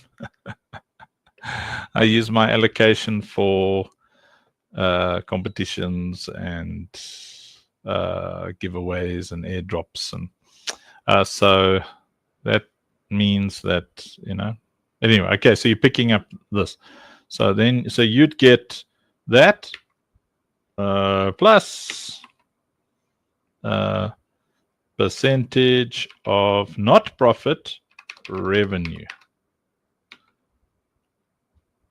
See, so plus, let's go 0.1% of revenue per seat. Okay, so what happens? So now I know that Katsuyuki I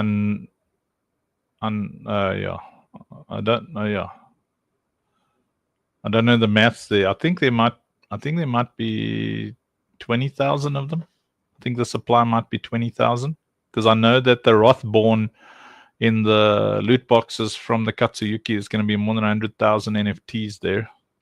Anyway, I don't want to go into that now. But okay, so you're still with me? Right now.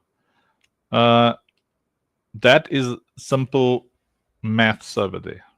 So if a Katsuyuki, I don't know what they're going to be, but if they're $10 or whatever, I don't know what it's going to be.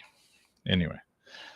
Okay, now you times this by an escalating, growing community. So let's say, so right now we know that we can easily mint out 20,000 NFTs. After this, the community will be at a place where I think by the time we do Upt, it'll be like 100,000 NFTs. And by the time we do Crispus, potentially 500,000 NFTs.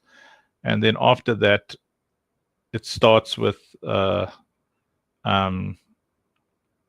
of they're called the founders, which we won't go into now.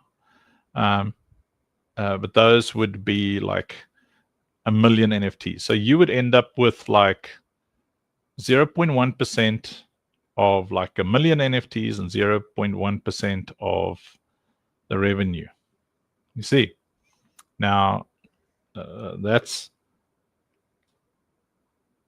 OSP seat, and if you're lucky enough to have a Citadel seat,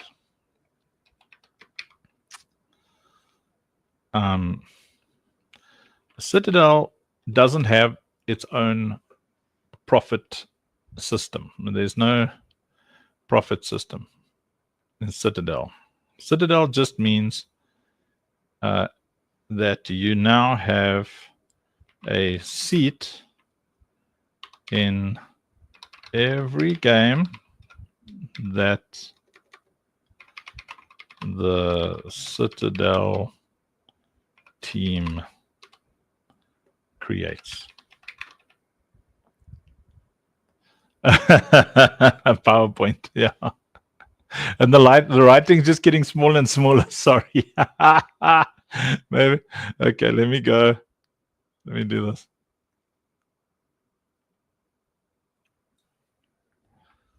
Doink. No one even says anything. Could you guys read any of that?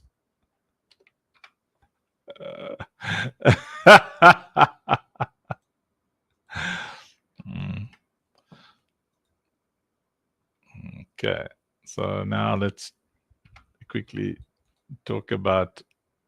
Oh, you can read it. Okay, nice. I'm sitting in front of it on an 82-inch and I was squinting. Okay, Citadel seat means a seat. Oh, there are words in there. Okay, so a Citadel seat.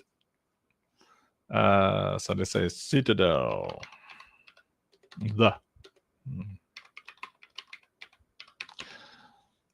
The Citadel.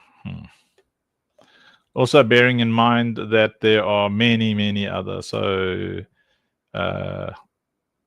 people in OSP get, so if you hold a seat, it's auto whitelist, you're immediately whitelisted, all stuff like that. That's actually where you make the most, being auto whitelisted, getting a Doksuki first, and because I've shown you guys what it means to be a holder of those things. I'll show you again now if you're still awake and still here, or if I'm still awake.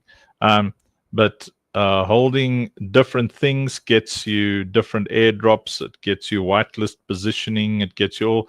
So you're holding all sorts of things. So that's OSP. Now, the Citadel, a seat in every game that Citadel team creates. So what's about to happen? Right. So the Citadel means that in the OSP ecosystem, we do not do dilution. What is dilution?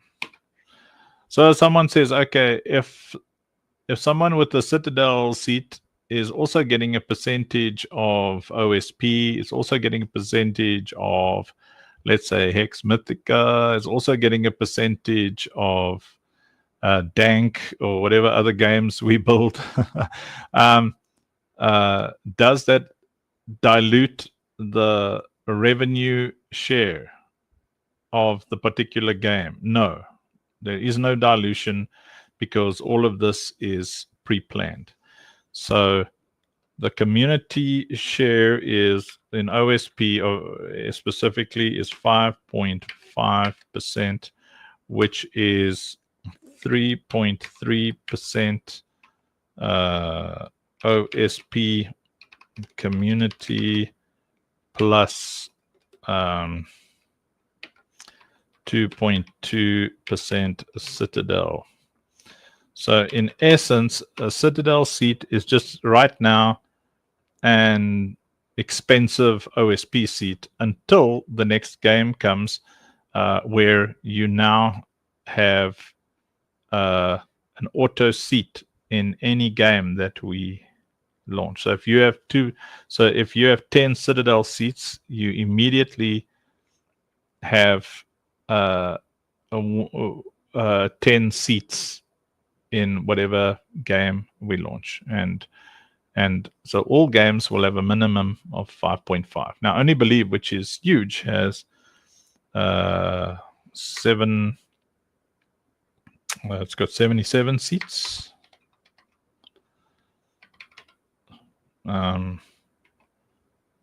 plus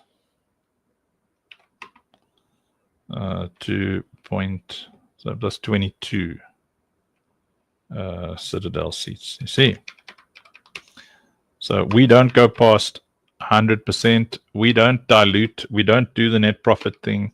These are all direct marketplace revenue share.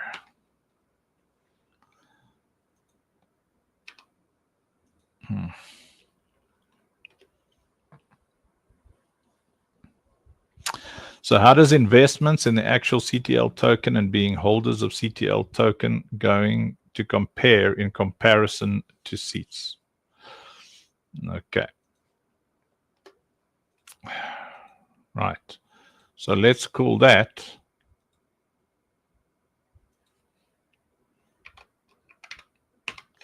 CTL. Right.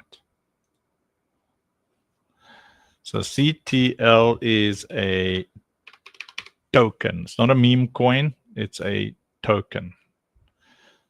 CTL has with utility in the Citadel. Right. So all of these transactions here will inevitably be happening on the Citadel token. Citadel token allocations and courage token. So courage token is off chain. It's our version of fiat in our ecosystem. It's stable as heck, and it's matched against the dollar, the courage token. Where CTL, the floor price is determined by the success of the Citadel platform. So it is a investment token. You understand? So where so let's do this. Where one seat equals rev share plus whatever you make of team NFT allocation and whitelist positioning. Look at me talking all Web3. Are you guys proud of me? I didn't know what any of this meant. I still don't know what most of the things, but anyway. Where one seat equals rev share plus team NFT allocation and whitelist positioning. One CTL token equals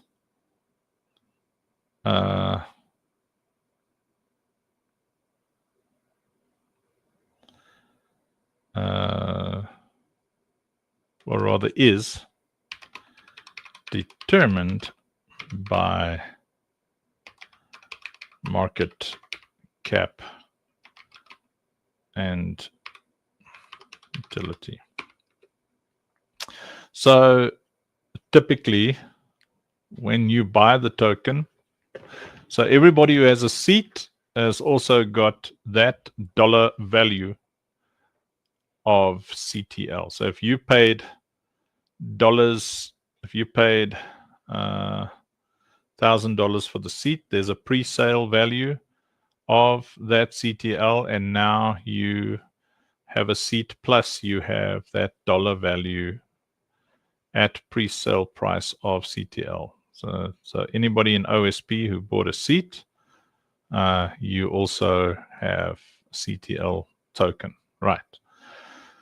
So if the token starts at, I don't know what it is, 0.000 something cents, you got a bunch of it. Our model, that's why we're so focused on this model over here. This model, Citadel and OSP and all the games that we have on this Citadel, gives all of the Citadel token utility. So what is utility? Utility is use. So if people have a use for the NFT and the token, it produces demand. So what can you do with CTL? So CTL can buy NFTs and can be staked to earn courage.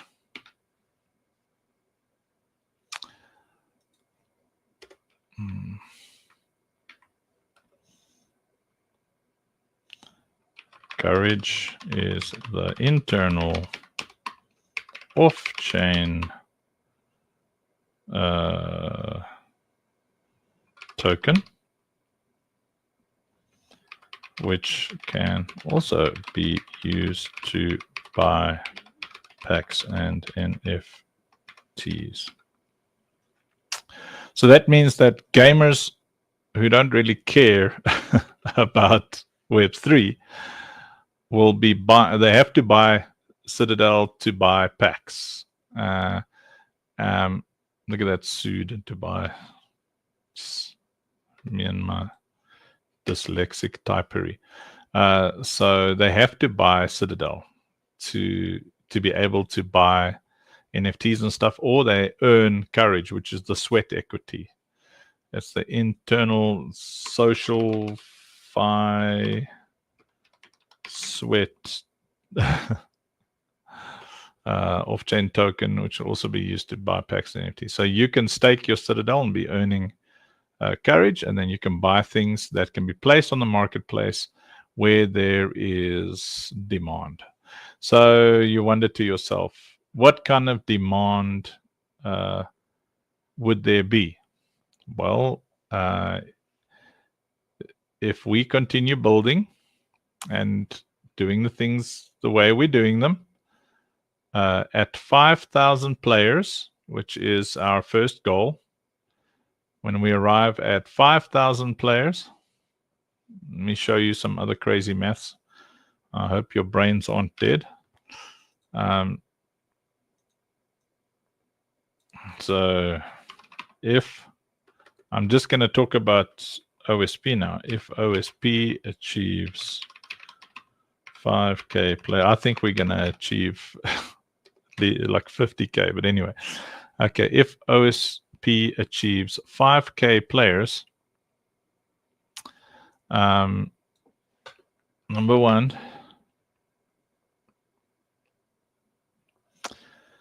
end game end game content requires thousands of NFTs.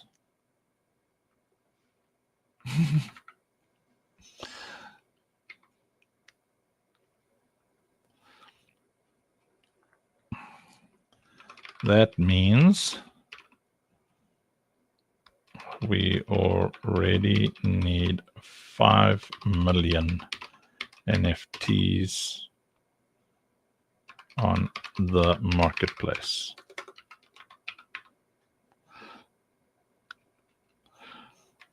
Which we will certainly not have.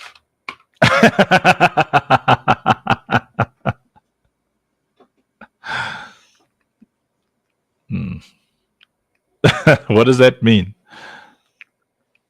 Come, let's see how clever you boys and girls are. If we need 5 million NFTs on the marketplace, I think if 5,000 players jump in there, yes, scarcity.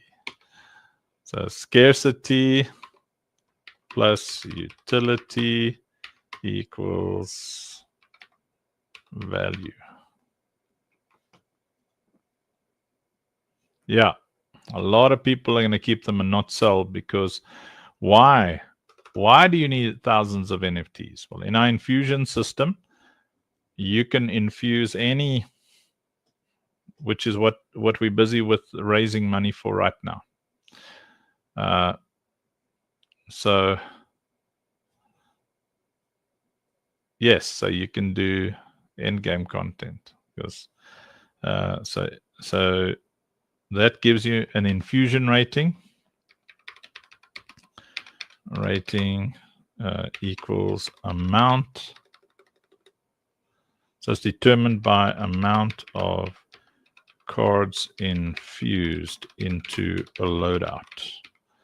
So if you so an ultra exotic equals 25 infusions, right?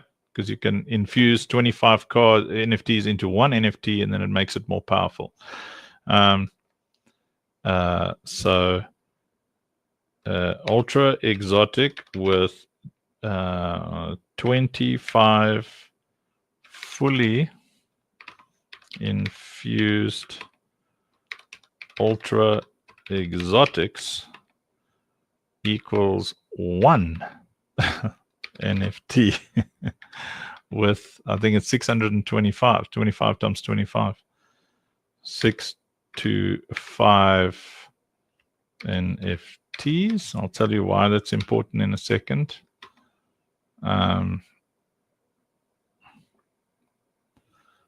Infused.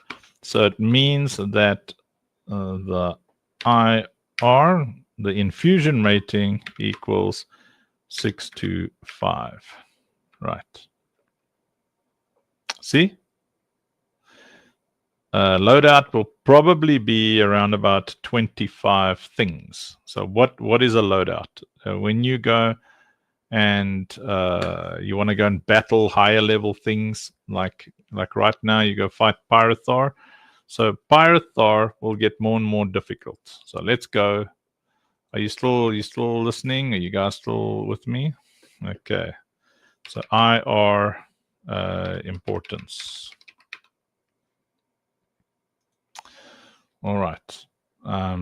Okay, good. So the infusion rating importance in our ecosystem. Can you see what a genius business plan this is? Okay. So the infusion rating is very cool because it's all about the drops. Right. Drops by bosses. Right. Okay. So if you want to go and fight, so let's say a common boss, which is what you're fighting right now. No, actually right now you're fighting a training boss. So a common boss would equal, so you would need an infusion rating, IR, optimally. So this is when, obviously we're in early thing now. So let's just say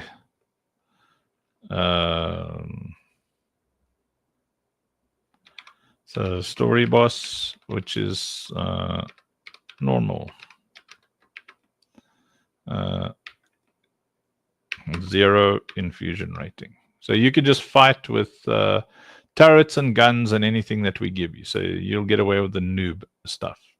So the common boss, you will need an infusion rating of at least 5. So let's say 5. I hope you're picking up what IR means. So the infusion rating, which is the amount of NFTs infused into that NFT. So a common boss, you'd probably need 5 IR times.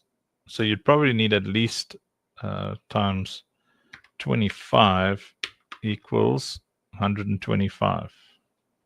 So times 25 NFTs in your loadout, and I'll show you what those things are now.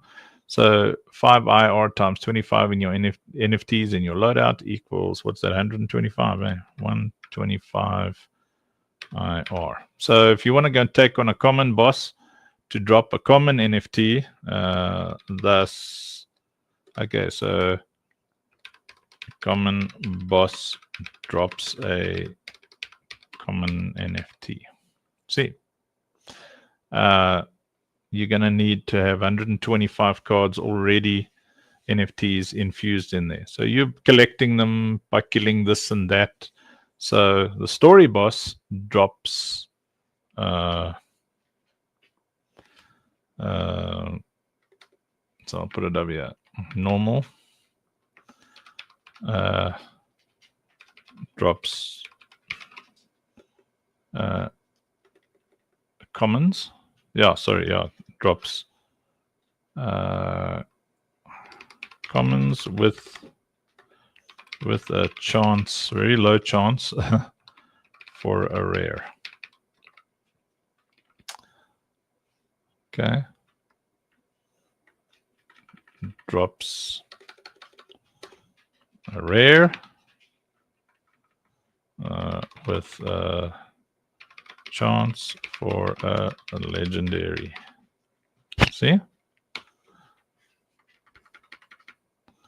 Still with me?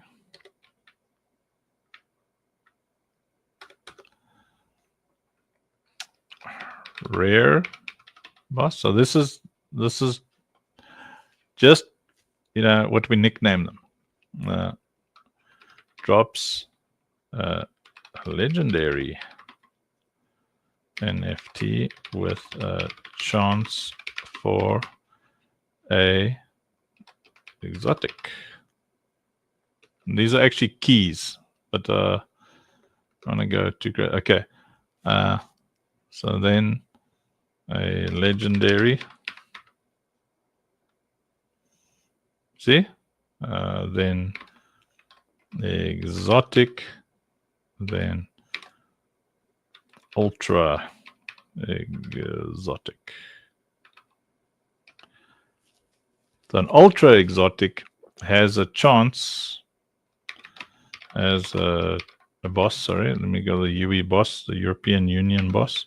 So UE boss has a chance to drop a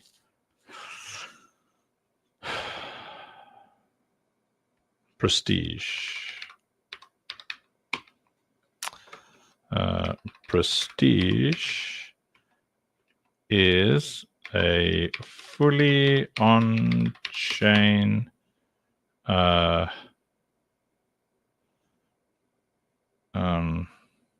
minted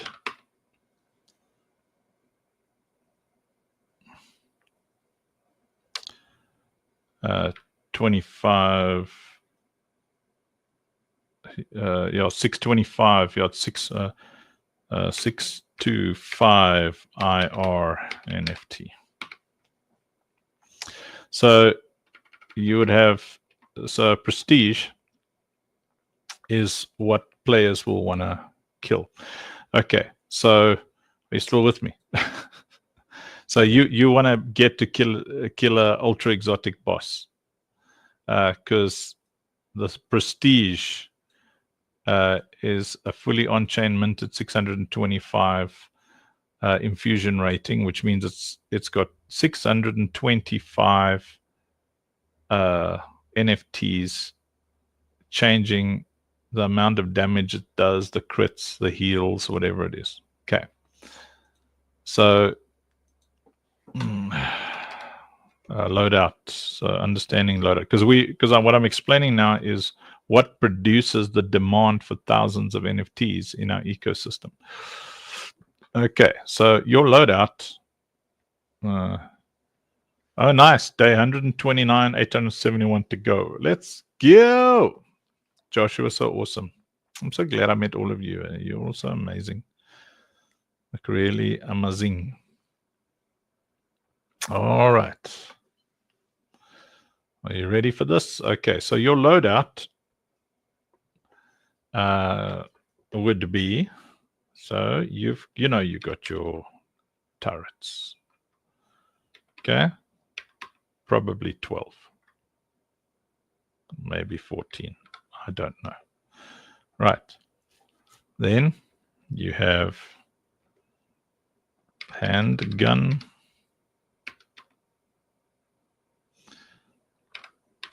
rifle,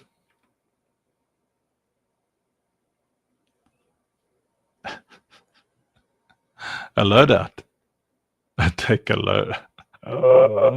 But did you catch any of your kids with what up dog yet? Okay, handgun, rifle, heavy weapon, and sword. Right. So now each thing you're looking at here,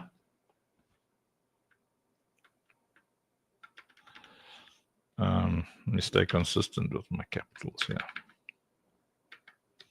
Each thing you're looking at has an infusion rating.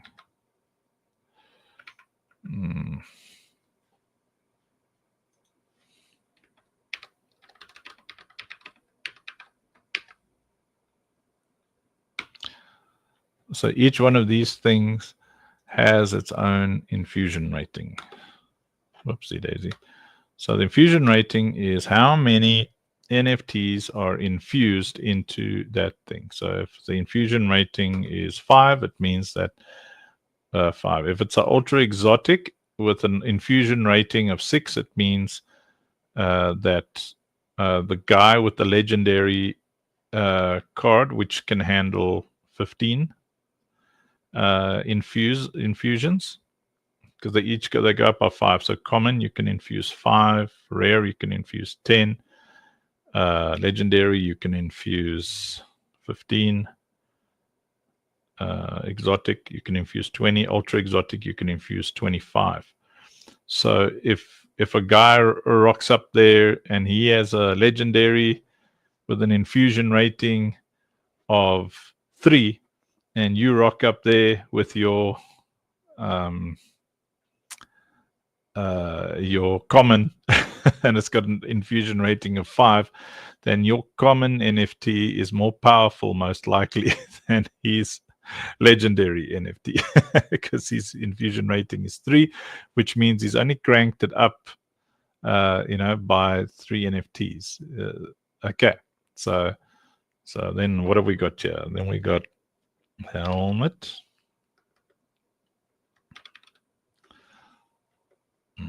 So it's helmet, class item, chest piece. So class item is whatever's natural to your get my helmet. Helmut, my first World of Warcraft character was called Helmut the Warlock. Helmet, class item. No, I might be wrong, but let's just see. So it's helmet, class item, chest piece. So it's either like a jacket, I think, which is also your arms, or gloves. Sorry. Chest piece, or then it's gloves. It's all typical, belt.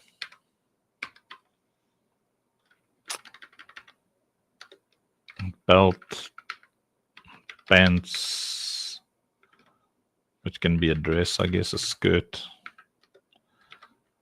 pants, and the boots. Right. Then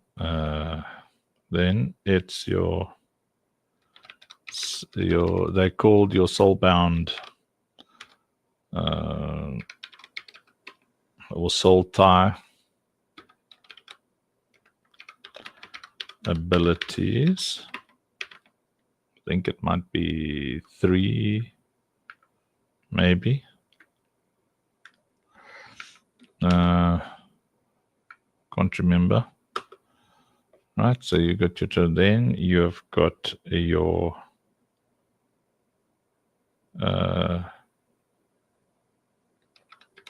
companion.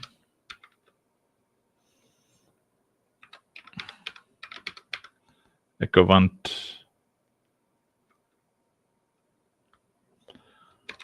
mech tank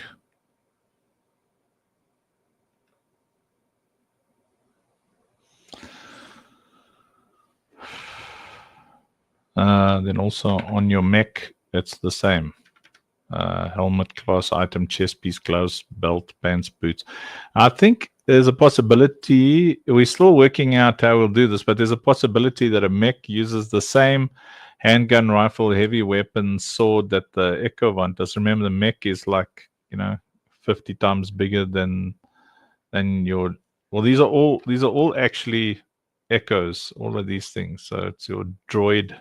So for specificity, it's like this. The Ecovant means you pilot it with your soul. It's an echo of your soul that's piloting that thing. So it's a droid, mech, tank, and fighter.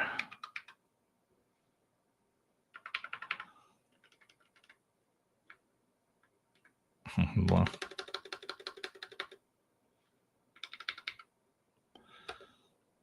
companion. It's like a jet, Anyway, I know there's more stuff, but so all of these have their own infusion rating. See, so what is that? 1, 2, 3, 4, 5, 6, 7, 8, 9, 10, 11, 12, 13, 14, 15, 16, 17, 18, 19. Geez, yeah, I mean, if you take in even 10 turrets, that's like already 30 times 25 times 25, and then you've got like that end game IR. You see, so now what does infusion look like? Right, so infusion. All right, so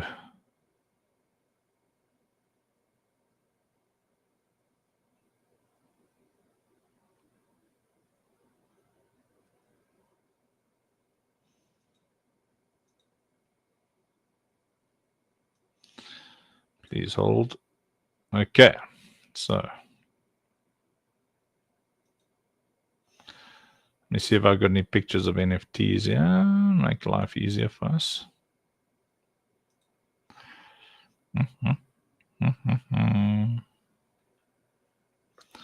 It's 11 o'clock. Is B still awake?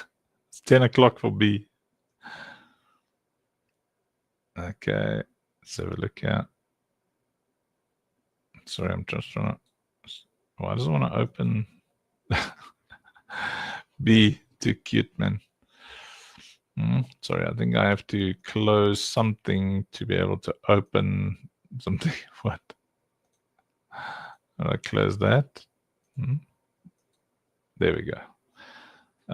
Okay, so pictures, no. So let's see if I'm sure I've got NFTs here somewhere.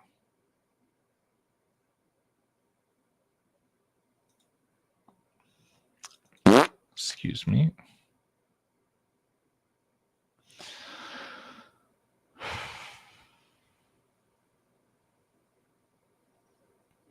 Where did I put?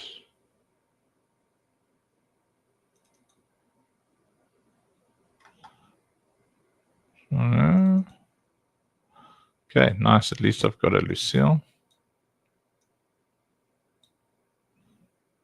Oh, it's a video. Okay, I'll use a video then. Well, damn. So then I just push play, I guess. Yeah.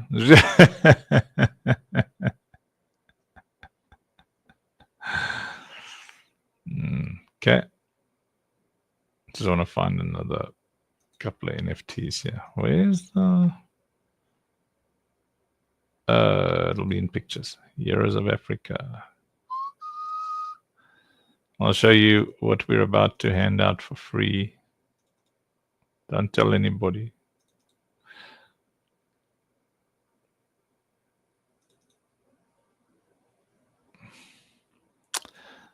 So I'm very excited. So Heroes of Africa are going to be so this isn't well, we're minting it, but it's not a mint. It's so like the bunnies were free, so we'll always have a cool collection where I think they're this is their code name, Heroes of Africa, but I love them. I like these cyberpunk Africa warriors. Check how beautiful that is. Yes. Anyway, okay. So this is how it works. Let's say this is a common card because it's got 5 slots open, and we'd like this to be a healer, right? So above it, there's a spot for your prime infusion. So it's placed for 1 prime infusion, which is going to crank up everything underneath it by a certain percentage. Bruh.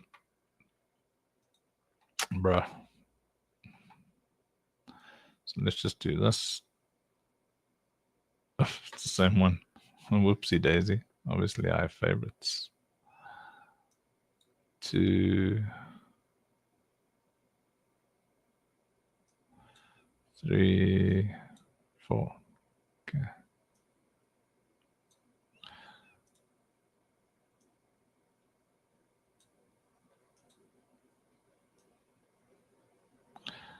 Broden, you still awake, man?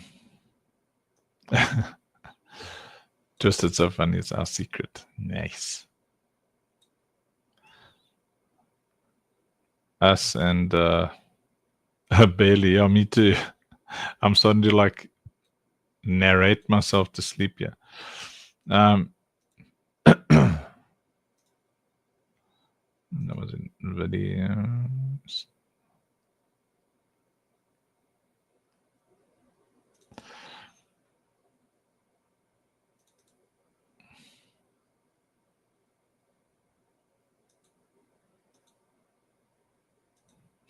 Jeez, I've only got videos in there. Okay, anyway, let's just pretend that's a... I mean, it's very pretty. Okay. So, it's a common card, and you can either infuse, you know, whatever, other NFTs, and that's going to crank up the damage capability, the crit chances, all that kind of thing. But you'd really like to crank up its ability to heal. So whatever you put at the top here, this prime infusion, that's what your Lucille's and stuff are for. You can't actually play as Lucille or Gatsu and stuff. They're story characters. Which I know is going to bum some people out, but just calm down, sir. I am calm. Right, now, if you're lucky enough to have huge amounts of Lucille's, and you want this NFT here to do extra heals, Lucille has a massive healing multiplier, and you can infuse the heck out of that thing. See? So that's going to crank up the healing capability of that card like crazy. So if you got like 1,000 Lucille's, which is literally, what is that? 10%. You just lost 5 Lucille's to dumb. How did that happen?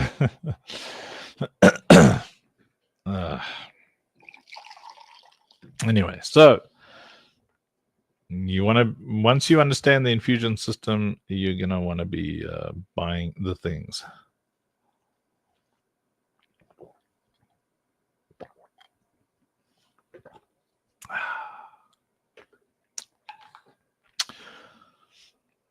Oh, yeah, let me drink a pull. Yeah, otherwise I won't be able to pee. Thanks, Senior Choice. I'm at that age, 51, and you got all sorts of problems.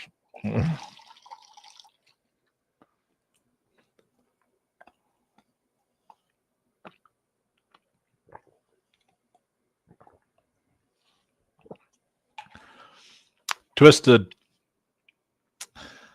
like this, this idea was like in my spirit the first day that I understood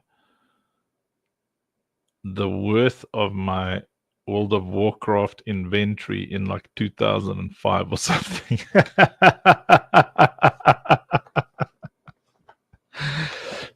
2004. And I was like, oh my word, imagine if we could. Yeah, no more kidney stones. But yeah, I thought, imagine if I could just buy this from somebody, like I don't want to do all this stuff. And then you have to go through all these hoops,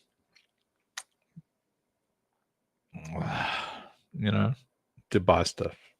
Anyway, you guys know I wouldn't just end the thing.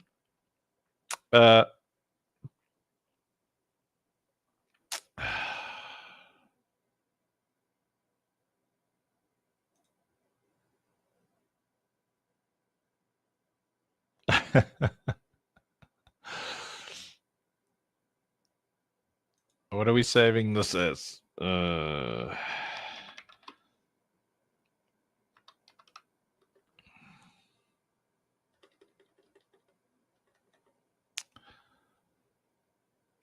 Yeah, it's so good. That 7 deadly songs. 7 deadly songs. 7 deadly sins. Ah! Oh boy. Save this as OSP.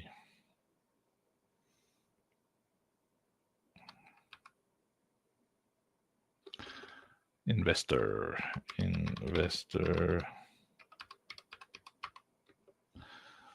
There you go. So